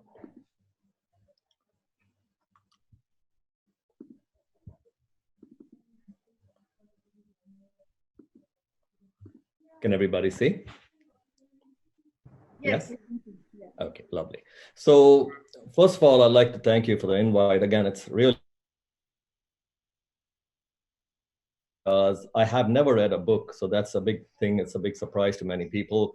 And I don't believe in reading because I believe all of us have a GPS. We are already wound up with a mission. And all we have to do is release ourselves in life. Education actually dumbs us down. So, but we have to go through it because we must. So that's my take on life. All of us have a direct mission and keep moving in that. You'll see that as you know, when you go on a highway, even in India, I'm sure when you're driving, if you're in the wrong, and you're in the wrong direction, but you still have to go forward because there's no exit, right? How does that feel? Pretty horrible. You're still driving at full speed, but you know you're wrong and you know you have to turn around. That's what I think many people do as a mistake. So, and how's that feeling when you know on the right highway and you step on the gas? That's an exhilarating feeling. And that is truly your innate direction, which all of us have. So I like to just follow that direction. I don't follow any rules. It's a pleasure, the privilege that we all have been eye surgeons. I think it's one of the greatest professions, not one of, I'm just biased. It is the greatest profession on planet Earth, helping people and enjoying yourself. So my point today I want to talk about is thriving beyond surviving during COVID-19. To me, yes, this is a very difficult time. All of us are involved. I myself volunteered my time at hospitals, did things, but in a way, I think this is a great time to look in. I really want to thank all of you at Aditya, Jyot. I call it twinkling because for many reasons, it's always been a pleasure. Also, thank you so much for letting me operate on my late father over there. It was a real pleasure. And every time we meet Dr. Natarajan and me, we find time for lunch or something at any meeting anywhere in the world. So it's always a real pleasure seeing you all, Kavita. So what I like to do is I actually made a video for all of you.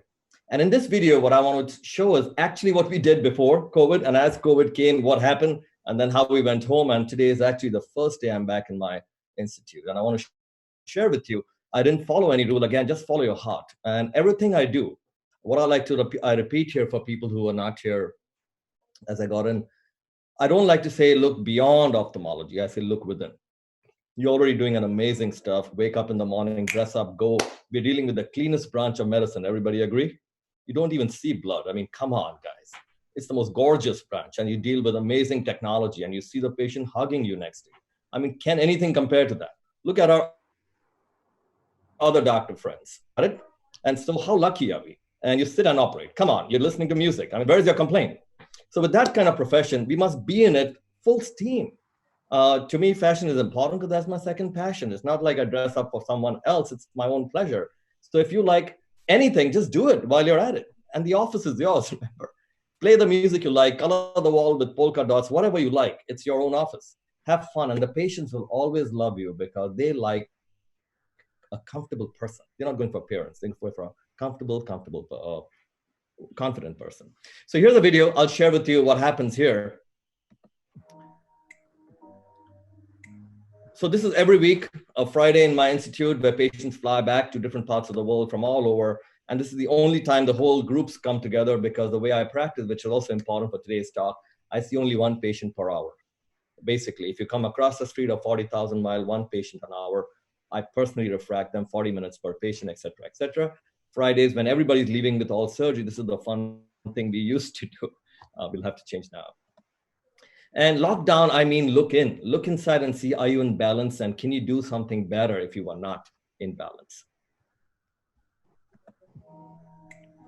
So here we are. My pleasure always, doctors visiting, learning, teaching, a lot of fun every day. Different kinds of surgeries, all techniques. Fashion is my passion. So in the evenings, I used to do that. Patients from all over the world, really, really my pleasure. I used to love their hugs. Patients doing fun stuff with me, breaking their glasses, stamping on it. These are doctors out of surgery.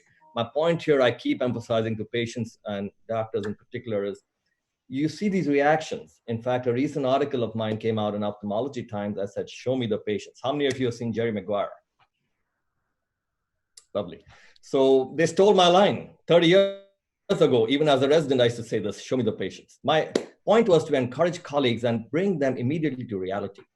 I'm not impressed with you putting stitches in the eye, hanging the lenses, pulling on vitreous. I'm not at all impressed. Show me that that patient during that maneuver was smiling and talking to you. Show me that immediately post-op on the bed, they're hugging you. And next day they come dressed to kill, ready to fly, and you're confident to let them fly. If a surgeon cannot show that, do not show me the surgery.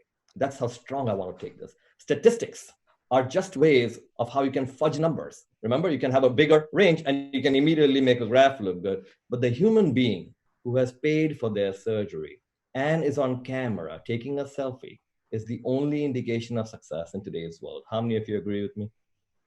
All of you? Yeah.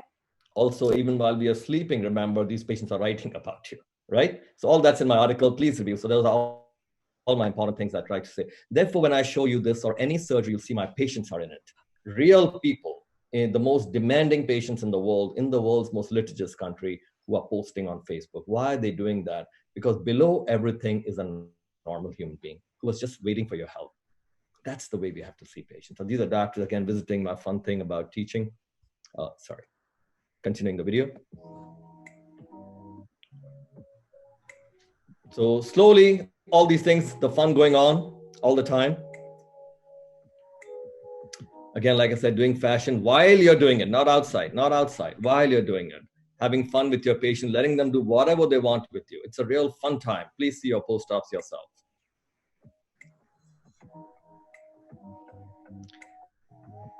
Traveling, teaching, let's see what happens to that. So this is what happened then. My hugs became fist bumps and distant hugs, if you can see here. This is just before closing, then home. More home and more movies, took off my suit completely.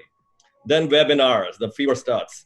And then here I even started cooking to show how premium cataract surgery confusion, a question that I get from every corner of the world with so many brilliant eye surgeons is, Doctor, what lens? It's a totally irrational question. So I was teaching while making an omelet of how ingredients, lens is just an ingredient, you are premium. Lens doesn't make your surgery premium. Imagine this. You're a husband or wife and you cooked a phenomenal meal and your husband's on the table with your guests and the guest is a super meal. You say, oh, she's okay. It's that special thing that I bought her that makes the food awesome. Won't you want to slap him right there? Yes, everybody, same emotions. So that's the whole point. See how confused doctors are in calling a lens premium. I'm putting this lens for you. Now look at the other side of it too, where again, you're getting harmed. If the patient doesn't see, first of all, if the patient sees 20/20, what are they going to say in their night parties? Oh, this is because my husband gave me this anniversary gift. He bought this phenomenal lens for me. That doctor, I don't know her name. I don't know, but that lens, that's why I'm seeing amazing. So first of all, you got no credit. Now here's the other side of this. If they are not seeing perfect, what do they say? Oh, that doctor, brain dead, man. Despite my husband spending so much money on that amazing lens, she couldn't make me see. Right or wrong? So you see how wrong the system is that majority of doctors are following. How do I know? Because their patients are here and they keep questioning me, these doctors. Doctor, what lens would I put in here? What lens would I? I'm like, please, you're a master chef. There are 40 lens technologies to choose from. Everybody, how many lenses are approved in the world? Anybody? 83. All right. So why are people giving these options like a waiter? Platinum, gold, garbage. What do you want, Mrs. Smith? Have you all seen this? Patients confused, you are confused. Now the lens goes in, then you're waiting to see what happens. So please get off that track. That's why I did this video. I showed how ingredients you can put as a master chef, and that revision recipe is what you should be famous for. Cooking for 2 hours, calling your surgeries nightmares, right? And cooking for 2 hours, but nobody eats your food and it smells like garbage. You failed. I don't want to know what pressure cooker you used or what technology you used. Nobody ate it. So that's how we should see our surgery. It's the impact. So I love what Ishita said, visualize your surgery. So actually I did this during the COVID thing, did an omelet and putting ingredients to show how to work it. Of course, more webinars. Then I did a masquerade challenge, basically making masks at home, but I made a global challenge and we recently gave the award with 9 judges from different countries to help people understand how to make masks, made a kind of a donation drive out of this in the country. Again, things that we will remember doing related to COVID. More webinars from early morning. Did you guys know this? I did this during COVID video. Did you guys know gin and tonic? How many of you like gin tonic? Kavita? No? You're saying no? Anyone else? Ishita, where's anybody? Gin tonic. So how many of you understand, first of all, the debate still goes on, hydroxychloroquine. Everybody knows that, right? You know, chloroquine came from quinine, came from the Jesuits' bark in South America, all that stuff, you know. All right. Now. Yeah, tonic water has quinine. Amazing, right? Yes. So gin and tonic actually was invented for the British soldiers who took over Tipu Sultan's army, and then they were dying of malaria. So how many people know this concept that tonic water actually contains quinine? So that's the reason I did this fun video that day.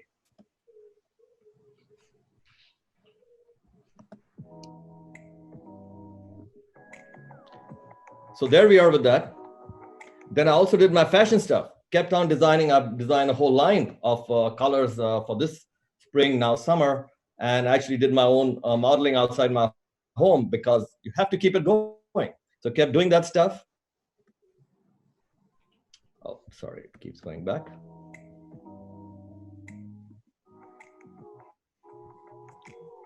Very important here, please.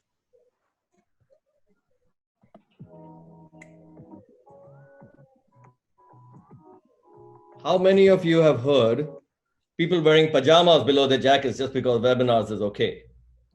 So never cheated. Didn't cheat even once, I promise you.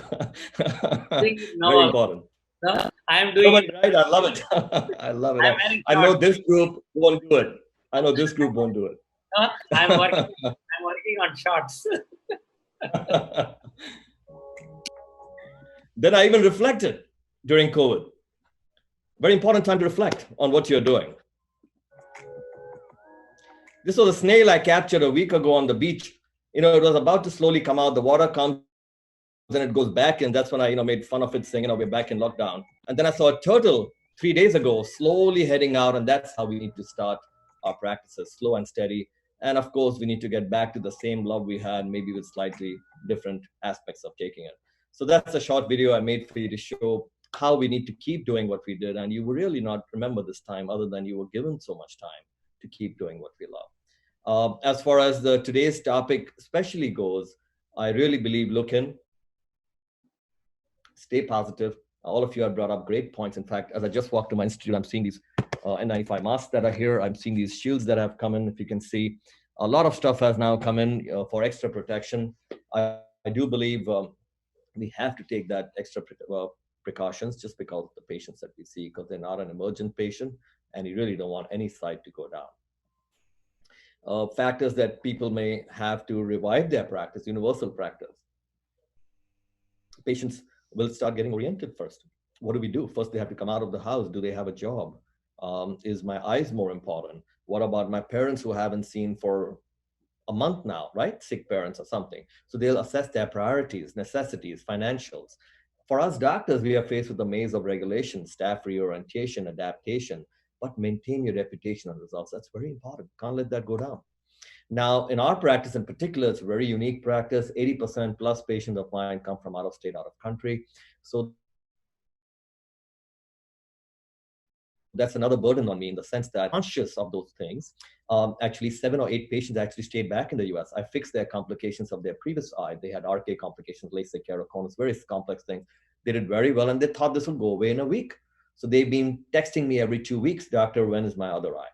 So that's my personal issue with my practices. I have to work with that, make sure that they get work and help. Second is travel now. With so many patients who travel to me, how do I work on that? Can they land on time? When I send them back, is their surgeon's office open? If the office is open, can they see a patient like this? Have they changed their protocols? So those are practice-specific things. I'm not changing my scheduling because that stays the way it is. It is an elective practice. I'm going to, again, maintain the distances and protections and surgery, like was very well described here, Dr. Mona. And action points, very important from us point. What have we done in this meanwhile to stay in touch with patients, newsletters, social media? It's really gratifying to see patients texting you during this time, asking for your help and telling you how amazing they are seeing. Also, we are starting a triage video conferencing concept where I'm going to video conference these patients. All I have to do is see them, look at their topographies, talk to them, explain, and keep them ready when it's ready to fly. So that, and then staff also, please stay in touch. Remember, your staff needs to understand in these times, and I always say this, it's important to lead by example. So they realize this is a mission. They're not coming back to a job. They must be basically impatient to come back and join the team. So that's the other important thing I want to talk about. So with that, I'd like to say, let's all come back with a bang, and any questions, we'll take it now. Great presentation, Arun, and I think it's really wonderful. I want to apologize that I forgot to call Madhavi to present, but before Madhavi should be ready next. And I like, in the meantime, Dishita to go through the questions and Mona to keep it ready, what question to ask. Madhavi, you get ready. In the meantime, I think brilliant presentation by Arun, and I think Dishita to respond. This is for the young ophthalmologist. You're just starting a career and you have a new path now to follow. So firstly, I've always been a big fan of Dr. Arun Gulani, right from the first time. You also, right from the first time I saw you at the Bangalore Ophthalmic Society conference. So since then, I've been following you closely. And all the things that you say are so relevant. As doctors, I have non-doctor friends who look at us as nerds, as people who don't dress up well and things like that. So what you're saying is so true. Enjoy what you do, and it actually makes a big difference. That's very important. The other thing is, how we deal with our patients.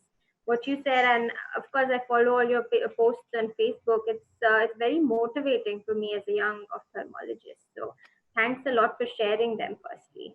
Yeah. So even to me, as a young ophthalmologist, Arun is my mentor. What he said, follow your heart. That really makes the difference. Follow your heart and you So, get what you want. I'm following Arun from 92, I think, when he joined KEM. Somehow I came in touch with him. And then I think I'm following him from the time, right, Arun? It's a real pleasure. Again, thank you so much. What is important is all of you, especially young ophthalmologists here, it's very, very easy to follow business models that others put in place. Here's what I tell, I'm always about empowering doctors. Maybe something that motivated me. All of you remember these movies where doctors come out of operation theaters with, spectacles and pot-bellied, and they come out and go, I tried my best, I'm so sorry. Remember? Yeah. I used to hate it. I want a doctor to come out with their shirt buttons open and flex muscles and go, we did it, man. Let's go. So why don't doctors be like that? That's what I want. That's the basics that I want. Patients already think of you as a rock star. Anybody wants to challenge me, go into a grocery store where your patient is, see how they treat you. They look for you like you're like a movie star. Very important. So don't change that pattern. You're a doctor. Remember, you worked so hard and you're amazing underneath. Just because you read books doesn't mean you're going to forget all that, right? That's step one. Two, the way I like to teach surgery. Jump off the cliff. Make sure you cut off the rope. Make sure you cut the rope. Then you have only one option, fly. You feel, oh my God, if I let this go, it's over.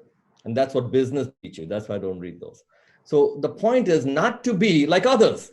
See, what do consultants do? Have anyone ever looked into this? So many consultants come and advise you, right? What you should do. Has it ever occurred to you that you're smarter than them? Yes? Yes. Everybody. Make you exactly like your other guy in town. They bring you, they spend up till there. You got to buy this, you got to do this because that guy's doing this, guy's doing this. Now they made you equal. Now they make you spend more to beat that competition. First of all, they took you from your individuality and made you mediocre. Now they are fighting with you at mediocrity level. Yes. My take on life of business. You are individual. If you doubt me, go into the mirror. You'll never find someone who looks like you. Isn't that amazing? Isn't that amazing? You're unique. You're amazing. So do not let someone tell you what to do. Shut your eyes for a minute. In lockdown, this COVID, I hope, never comes back. Look inside and go, my God, I could stay awake 72 hours. I could, without food, I used to sleep on a bed at night during emergency, right? All of us have done it. Beeper going off, right? Come down and do this and that. And in all that, you got to be mentally perfect. You got to look professional. And next day when you come to the OPD, does anyone forgive you because you didn't sleep for 3 days? Do you get a hat? I worked and so what? You don't, right? So which soldier can compare to a doctor? Why do people say doctors on the front line fighting? No one can fight like a doctor. Come on. Does that make sense? A doctor is way beyond. All we must do is, every right comes with responsibility. Make sure you perform for your patients. Don't fool them. Don't advertise.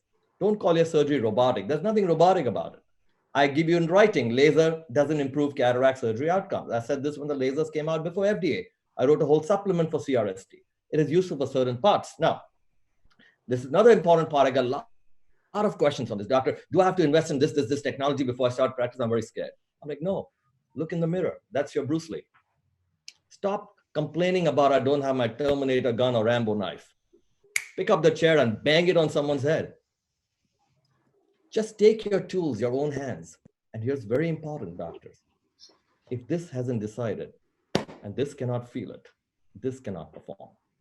The way most people teach is backwards. Let's do surgery.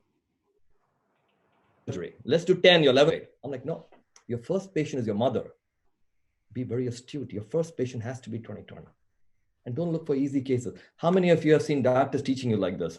If you're doing a premium cataract surgery, look for a guy who's okay, who's not so driven, who's not type A, who tolerates. How many of you have heard this? Please raise your hands. Anybody? Everybody.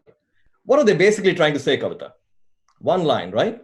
Find a patient who's stupid enough to handle your mediocrity. Right or wrong? Right. Why, as an artist, would you want to find someone mediocre to appreciate your art? You want a type A person, driven, absolutely demanding, because only they will appreciate and Ishita go on Facebook. Remember again, don't have to tell a patient to write or make them write or give them a Starbucks card or makeup. They should want to. Therefore, if you see, at least on our whole thing, face, because we don't advertise at all, everything is written by patients. That's the power. A lot of places I've sent my white papers to, they send it back to me. Dr. Ghani, we can't have patients' photos in it. I said, okay, you will then wait for 20 years because I'm not coming back to you. I'm telling you where the North Pole is. If you still want to struggle going east and west, your choice. I'm not changing the way I teach. You cannot have a higher level of accountability than, quote, a fully paid patient with high IQ taking a selfie, putting it on their Facebook saying you are amazing. That is proof of success. Everything else can be fudged. Agree? True. To build that, start with your first patient. Start the relation with them. They trust you. It's what I call a $1 billion check. You repay that in a currency called vision. All of you are vision corrective surgeons, 40 techniques, not smile, LASIK, cataract. That's like hamburger, burrito, and masala dosa. You're not a waiter. What can I give you, ma'am? You're a master chef. You decide looking at the patient's 4 things: anatomy, physiology, optics, visual, potential. That decides what lens, what surgery, how you're planning it. So that's a talk for a different day, but that's my take on how we need to be. Most of you are, so you don't need to change anything. And that's pretty much it. So COVID doesn't change anything for you. You just looked inside and went, oh my God, I'm so happy and lucky to be in this profession. All right? Yeah. So I think Mona is by practicing from day one, like as she said, from March, I think she's doing daily. So with this, I want to introduce Dr. Madhavi. So Madhavi is an active member of the Women Ophthalmic Society of India. And we want Madhavi is practicing in Vijayawada. She originally from Mangalore, Kannada girl. Yes, Madhavi. Yes, sir.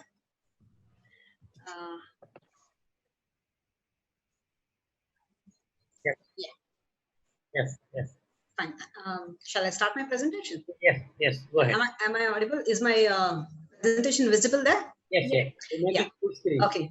Make it full screen. Okay. Good evening, everyone. At the outset, I would like to thank Professor Dr. Natarajan sir for having me here in this interactive webinar. I think a lot of my talk is going to be repeat. There's a lot of overlap. Nevertheless, let me just tell my perspective. So if things were supposed to have gone, just a moment, full screen. I don't know. Yeah. That's what I'm doing. Okay. I'm doing it, but then just a moment. Is it moving? Yeah. Are my slides moving? No. No? No. Now it's moving. But yeah, now I think it's. Yeah, it's fine. It's okay? Fine. Okay, so let me go on. So if things had gone as per how we had planned, probably we would have got back to our normal routine today. But unfortunately, COVID is still raging. So we have another 2 more weeks of extended lockdown period. In this time, we all have to remain calm and positive, stay safe. And I think we can utilize it to look in and prepare for the testing times ahead. During the last 6 weeks, what I have been doing is I have remained connected with all my patients, because most of them have been post-operative immediate or just a few months post-operative, or my glaucoma patients. They had their own concerns, so I have always remained connected with them, though not a proper telemedicine, teleophthalmology mode, but nevertheless, it was a telephonic consultation. Second, I have always remained connected with my staff as well, because they have a different set of concerns altogether as to whether their job is still there, what are the plans when they get back, is the salary going to be paid, their working hours going to be extended. There are a lot of apprehensions. So just you have to reassure them that we are all together in this. And also we need to keep updated with the situation and the practices in the local area, in the state, or maybe the nationwide regarding ophthalmology and general practices as well. We need to be informed. Since we need to keep ourselves promoted, we have to start doing some amount of social media marketing also. That's really helpful in the days to come. And though we have closed down the facility, all our equipments are very expensive ones. We need to maintain them as per the company protocols, the gadgets and the equipment. So maintenance has to be done. And we also need to think of what are the avoidable expenses in the post-lockdown period.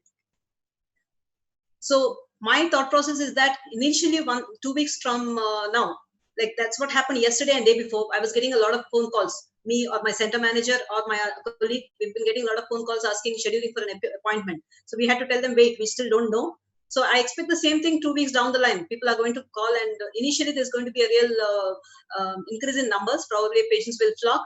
But after that, we don't know how the situation is going to pan out. So maybe there'll be a decrease as well. So we need to be prepared for that also. An initial increase followed by maybe a plateau phase would be there. So during this time, once we go back, what are our concerns? Immediate concerns are going to be regarding safety measures, planning day-to-day practice revival, reinforcement and implementation of the protocols, and maintenance of equipment. Safety measures, this has already been told, but I would like to tell a few points regarding patients, staff, and the doctors. Patient safety.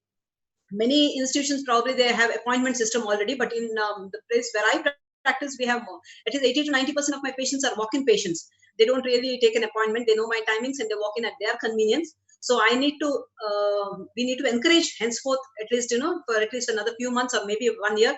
But that would be the way down also. We need to encourage appointment-based patient follow-up. And when they come, you schedule the appointment so that it will be convenient for the patient, and also social distancing can be maintained. And surgeries anyway, we give appointment, but even for the OP, I think we need to encourage that. Promote teleconsultation so that the number of visits can be decreased. And also, if they're not really conditions which we need to see face to face, then probably we can avoid the crowding in the clinic and take consent if they do come in. Taking of consent as per the protocol is very important. Coming to staff safety, it has already been mentioned. All of us do have adequate staff, but in that also, all of them may not be required, because in my facility, if it's a smaller facility, then spacing is a problem again. So if all the patients, 100% of your staff also are there and the patients also clock in, then social distancing becomes a real difficult thing. So in that case, you can, considering safety of both the patients and the staff, you can just keep adequate number, maybe 50% of your staff, and then that will avoid crowding. And you can also encourage multitasking.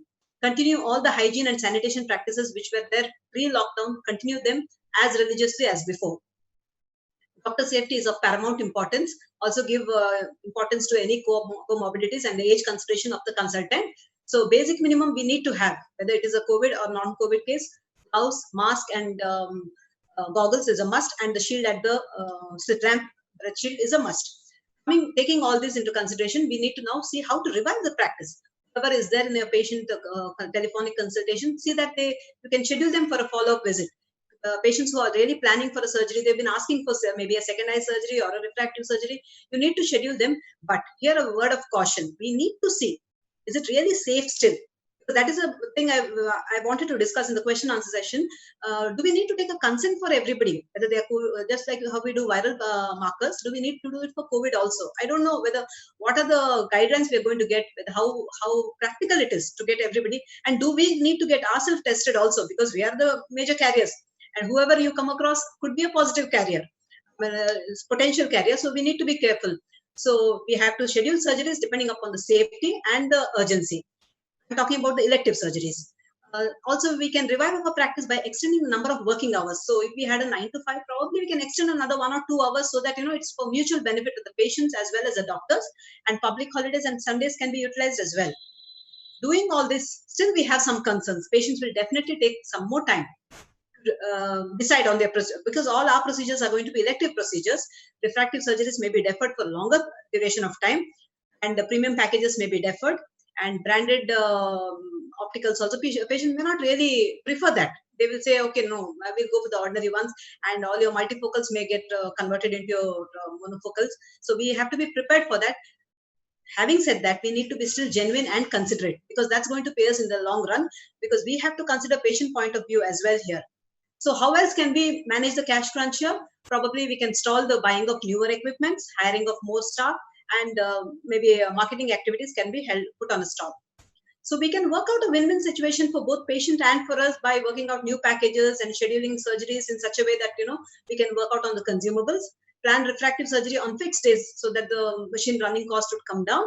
We can also promote group practice for better utilization of staff and our space, and reducing the marketing expenses. Whether most of the hospitals would be NABH accredited, but however, if they are not, we all have some amount of protocols in all our setup. It may be a small setup or a huge institute, but some protocols are there. All of them we have to reinforce. Now we need to have a role of a policeman as well and see that there's no complacency, and all these protocols are into force again. Maybe a few new protocols also may come into force because of the COVID. All this will only help us to ensure safe and OP as well as surgical procedures. It's very important because we don't know how this is going to. All these things have to be assessed probably on a fortnight or a monthly basis. How it's going to evolve, we don't know, but we have to take a call from time to time. And maintenance of equipment. As soon as the lockdown is lifted, doesn't mean that you're going to have a lot of surgeries. No, not that you're going to have a lot of your refractive procedures. So your machine may not get the full run immediately.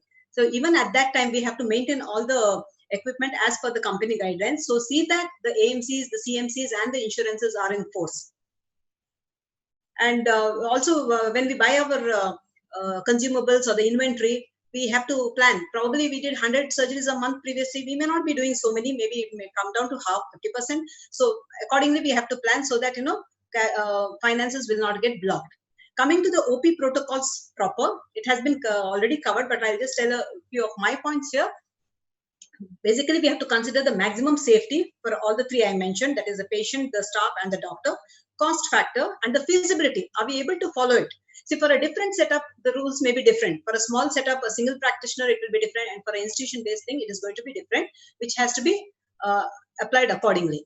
So what are the areas we have to monitor and give importance to? Even before the patient enters, that is before the entrance, at the reception area, at the optometrist or the consultation chamber of the doctor, investigation area. These are the areas we need to monitor.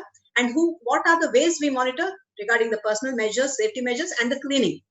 And all this can be achieved only if we train ourselves and our staff. So before the patient enters, you have a display board. If your facility is a huge one with multiple floors, maybe at every landing, every floor, you can have a display board with all the instructions given properly in the local language as well as in English, so that everything is told to them correctly. And there should be a shoe stand so that all the footwear is left outside. A hand sanitization or a hand wash has to be done before the patient walks in. So at the display board itself, we need to have these things written. Like how sir was telling, we should have a Arogya Setu app, which is really useful.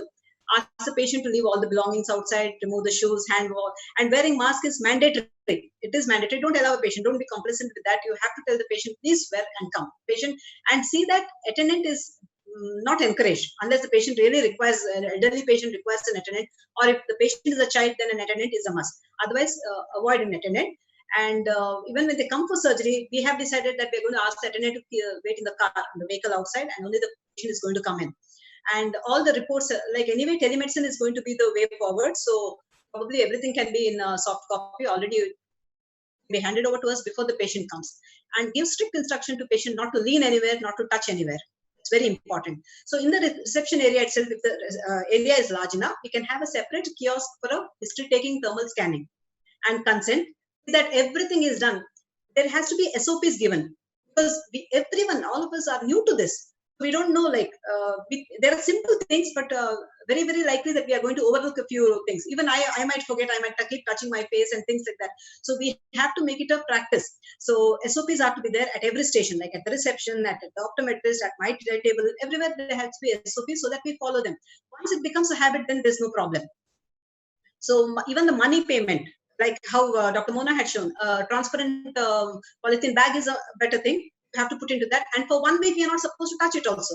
Even better would be online transfer. At the reception table, a small thing like even a pen that we don't share any patient or because it's a very common thing. Just give me your pen. We'd like to fill up the form. No, don't do that because we are so used to it. We have to be very careful of even this small thing. And after everything, there has to be a cleaning that has to be done. And on the table itself, there should be a printed sheet of the hotspots in your local area, so that if the patient is coming from that area, that particular area, which you are seeing in the consent form, then you have to be alerted. The doctor and the optometrist, everybody has to be alerted that there is a possible patient who is coming from the hotspot. So we have to be more careful. So in the reception itself, we'll have the staff SOPs having all these simple things given, nothing big, and all of them know it. It's just that they have to see that they are following each and every step of that, asking for a proper address, not only of the patient, of the attendant. You have to remember here two things. The patient who comes during the OP consultation and who comes for the OT during the surgery may be a different attendant. So you need to know the address and everything, of the postal address, even of the patient attendant who's coming along with the patient. So assess the area from where they are coming and see that you're aware of the hotspots from day to day. Because every channel on the TV is telling you where you stand, where your locality is on that particular day. So be aware of that. Coming to phone calls.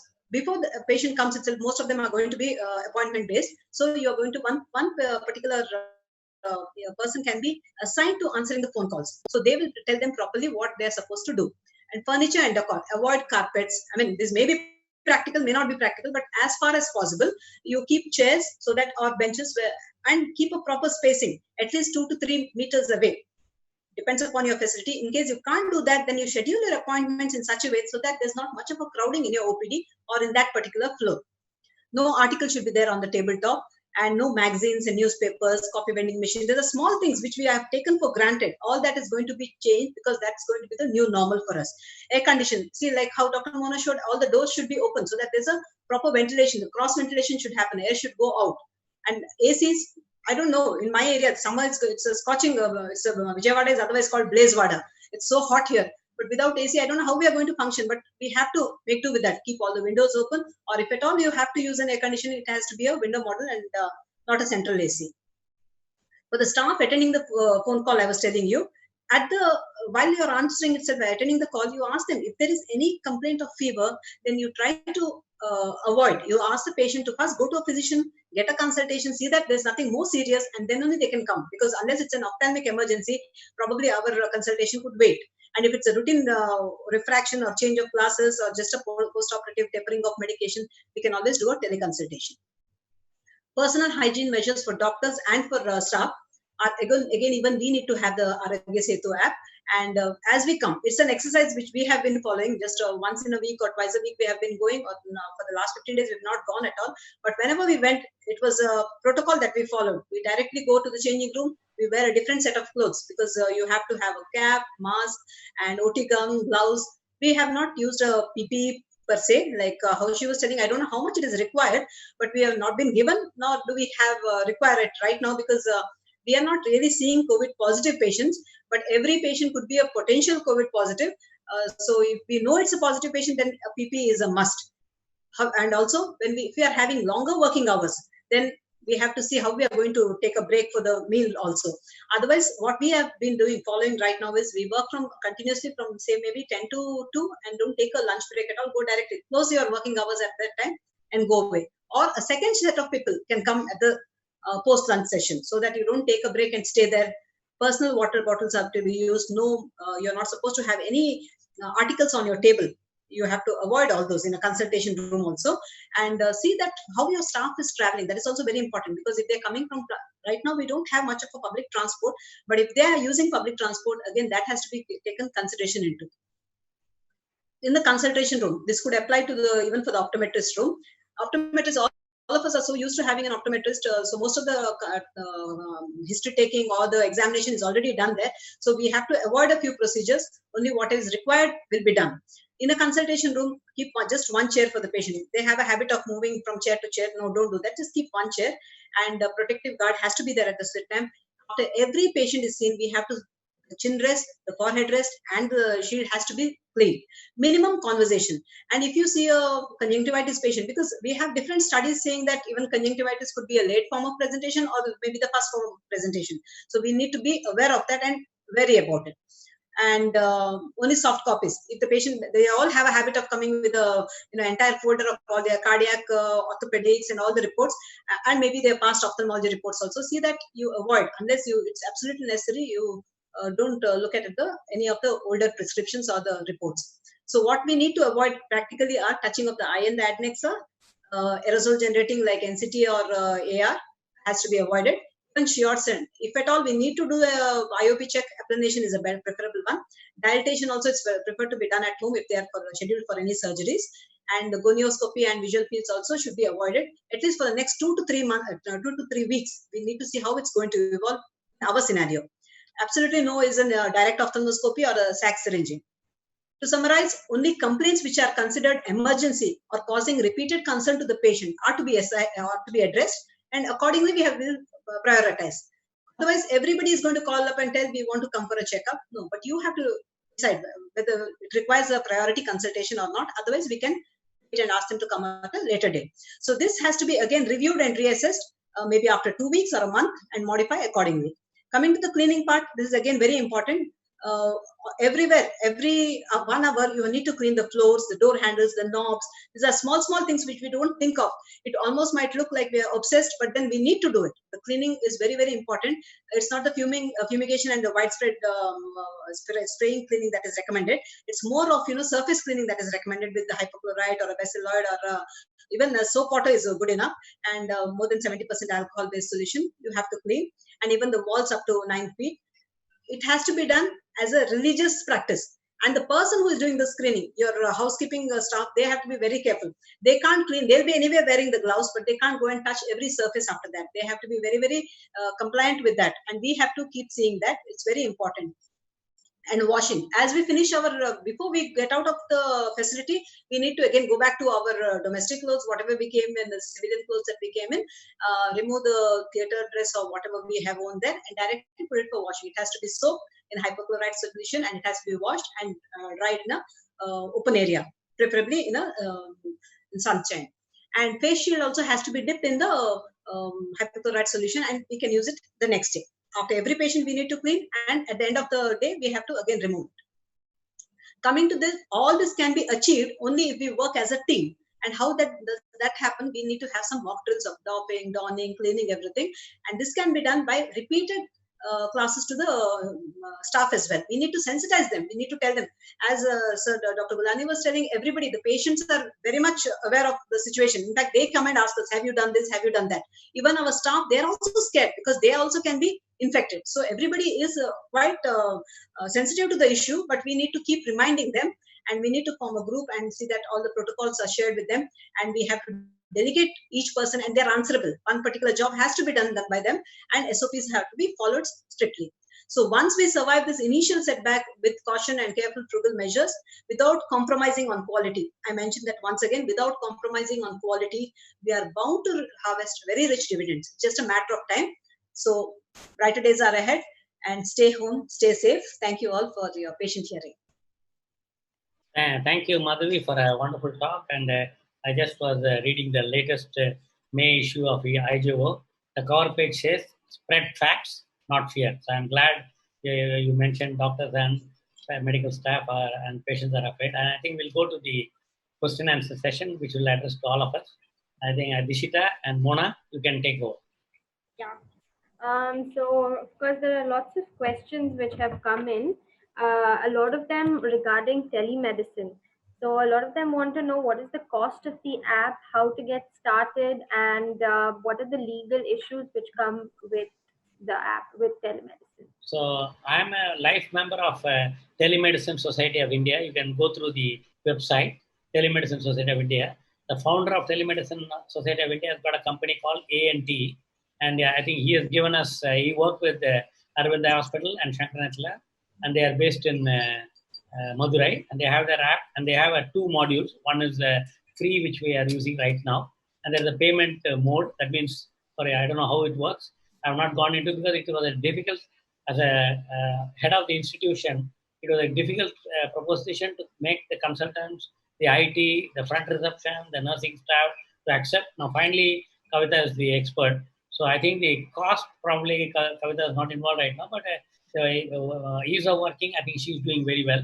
So I think there are hundreds of companies will be after you if you just call some company. They will eat your head because they keep on calling. Even now, in spite of we are having in the website 2 companies, there are so many companies daily call me.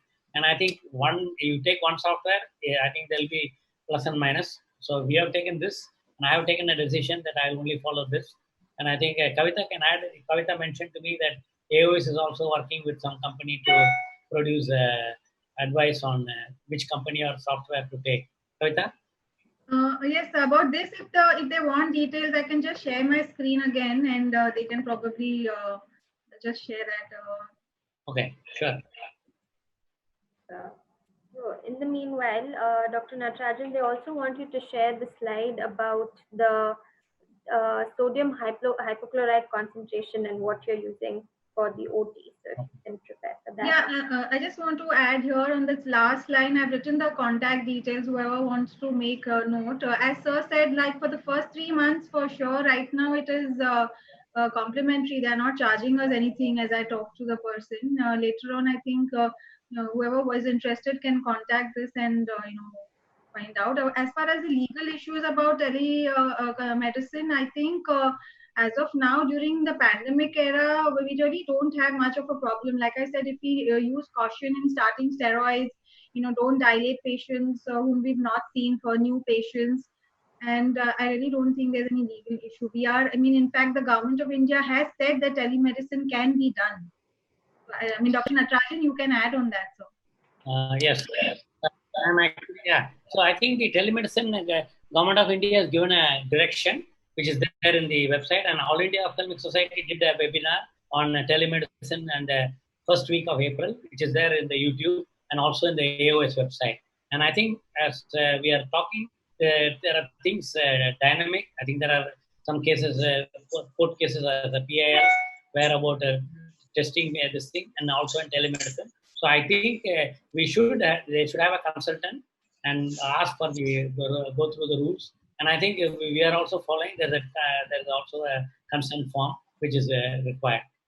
So I think we should go individually and go through that. And definitely AOS has got a telemedicine in the webinar. I know that. And this is a screen which has preparation of the 1% sodium hypochlorite solution. Probably you can take a screenshot. And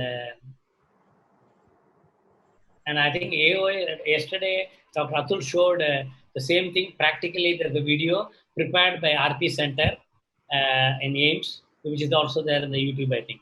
So AIMS also has got a YouTube channel which you can subscribe. And I think you can follow AIMS because the government institution. You can follow AOS and also any other ICMR this thing. Okay, can I move on to the next question? It's also regarding telemedicine, but what they want to know is what is the scope of telemedicine for retina patients? How are they supposed to take pictures and things like that at this point in time?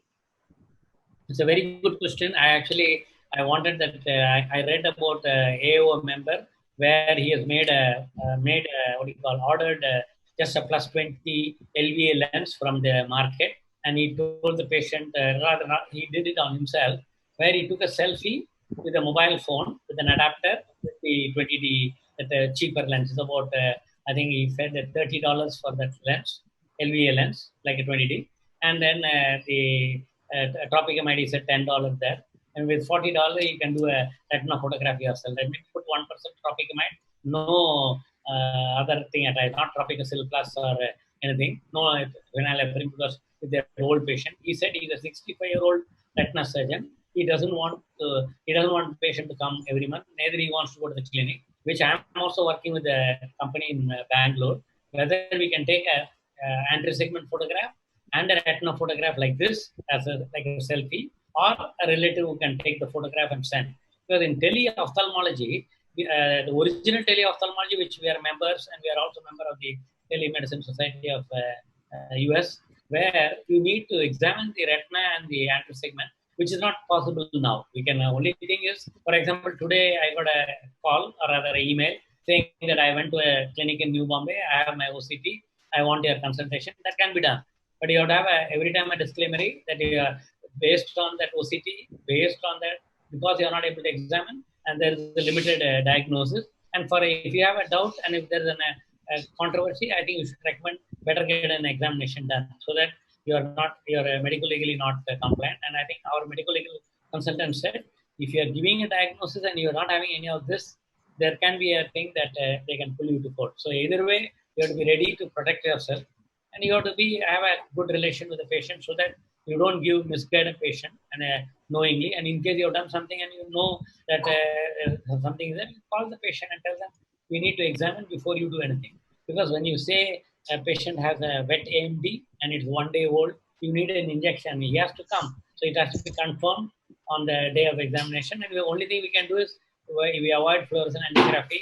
We have at least OCT angiogram, so we can tell the patient to schedule an appointment OCT, fundus photo, and do the injection so that one visit, everything is done and he goes back. And we did that for only one patient in this period where the patient was saying one night and the patient was losing vision.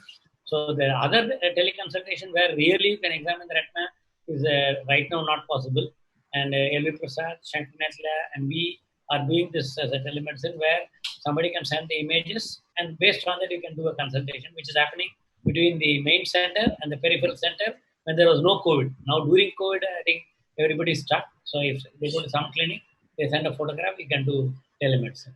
But I think telemedicine will have a future even during the normal COVID.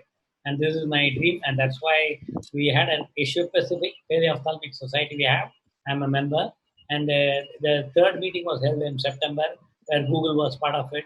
And we are actually introducing that AI, which is embedded in the phone for diabetic retinopathy. We have trained illiterate people, that means school dropouts in our foundation. And we have the first publication in the world ahead of Google, and we are in the top 5 in the JAMA last whole year. So we are proud of that. And there's a recent article saying the AI failed in Thailand because of the internet problem. And ours, we don't need internet, we don't need electricity. We charge I don't have any financial interest. It is made by Remedio in Bangalore and Medios in Singapore. The software is from Medios and the hardware is from Remedios, where we have done the study using it, and then which is now being used by Johns Hopkins. We are going to do it in Central America, South America, Africa, and also East Timor and Australia. Yes. Okay. Okay. I think we can wrap up. Other questions are what Dr. Mona has spoken about, the laminar flow and the positive pressure. Maybe if you can just share your slides on the screen or the presentation. You can unmute Mona and show the slide. Yeah. And just in the meanwhile, Dr. Suraj has said that the AIOS has issued a guideline to avoid elective surgery. So this was issued on the 24th of April, and we haven't heard anything since then. So as of now, elective surgery is not recommended. Yeah. So even in the institutional webinar, Dr. Atul said they're already doing any patient who's losing vision, that is AMD, diabetic macular edema, and so or any like cataract, hypermature cataract or total cataract. So like that, they are doing emergency and urgent cases and not the regular. So that's why they want to defer, which is not being confirmed. I hope the AOS will come with even the IGO advisory is about April 15th or something. So now we are in May 4th, and I think we need a dynamic change in the SOP. So she has put the slide on a laminar flow and HEPA filter. What is the question, Dishita, to Mona? Most of those having laminar flow. So what to do now? They are asking about the safety. Actually, recently I have talked to my orthopedician friend and then one of the most popular intensivist in Nagpur, working in the ORES. So he said ki actually what is laminar flow is directly the flow of air is on the operating surgeon and the team. So unfortunately we meet with any asymptomatic carrier, then the virus will go on circulating in the air and directly will hit on the operating team. So he told me some options about that, to just shift to the table so that there won't be any direct flow and it should be away from the door, and the base part and you can increase the fresh air loads by increasing your AC tonnage. And then again the one important is it's best to have a HEPA filters along with the AC. This that he what the intensivity suggests now.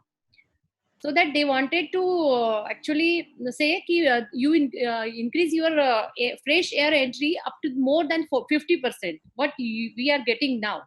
So there is no such advantage of laminar flow, and there can be a disadvantage also. in this COVID scenario, especially? So I hope that question has been answered. Another question which Dr. Rashmi has put forward is, if COVID test is being done for all the patients, do you really need to have PPE? This is for, I think, for surgeries. I don't know what exactly she's trying to ask, but basically I think she means if all patients are being tested for COVID, why do you need a PPE? Actually, He is my resident. Okay. Yeah. Actually, So if anyone would like, we are not supposed to, without patient's consent, we are not supposed to even order for a COVID test. That's the problem. okay. But for patient safety and for the staff and the doctor safety, or the patients who are going to come later, for all that, we are a little worried whether we need to do it or not. There's no proper consensus on that still. Yeah, I think any more questions, Dishita? Because they called me and said they want to conclude. Most of them are done. Yes. Pardon? Somebody said? Conclude. Okay. So anything else? So I think it was a great webinar, and I think I learned a lot. And I'm sure all of you are learned, and whoever is watching, in case we have not answered some questions, please feel free to contact us through anything, either email, WhatsApp, or even through Facebook or anything. I mean, Instagram, Twitter, all of us are available. And thank you, Arun. Early morning and the first day for Arun to be in the clinic, and I think it's nice of him to spend time. So I want to tell all the viewers that we are planning a fun frolic and something, one more F for in the next 10 days. And I want, me and Arun are planning, and I'm planning to involve the Bollywood star Boman Irani and some actors. Nothing to do with ophthalmology, just to say how to live life king size. Wonderful. Wonderful. Looking forward to it. Yes. Yes. Thank you, Arun. I think you have to unmute. I don't know whether you're talking. Arun? No, you have to unmute yourself, Arun. Yes. Thank you so much for having me. It was a real pleasure meeting with all of you. Yes. So thank you, Mona. Thank you, Kavita. Thank you, so wonderful. Yeah. Nice seeing everybody. Yeah. Thanks, Ajanta, Pharma, and the background team of Aditya, Jyot, who are doing all this in the webinar. Thank you very much. I think we can go. Thank you, all of you. Bye-bye. Stay safe. Bye.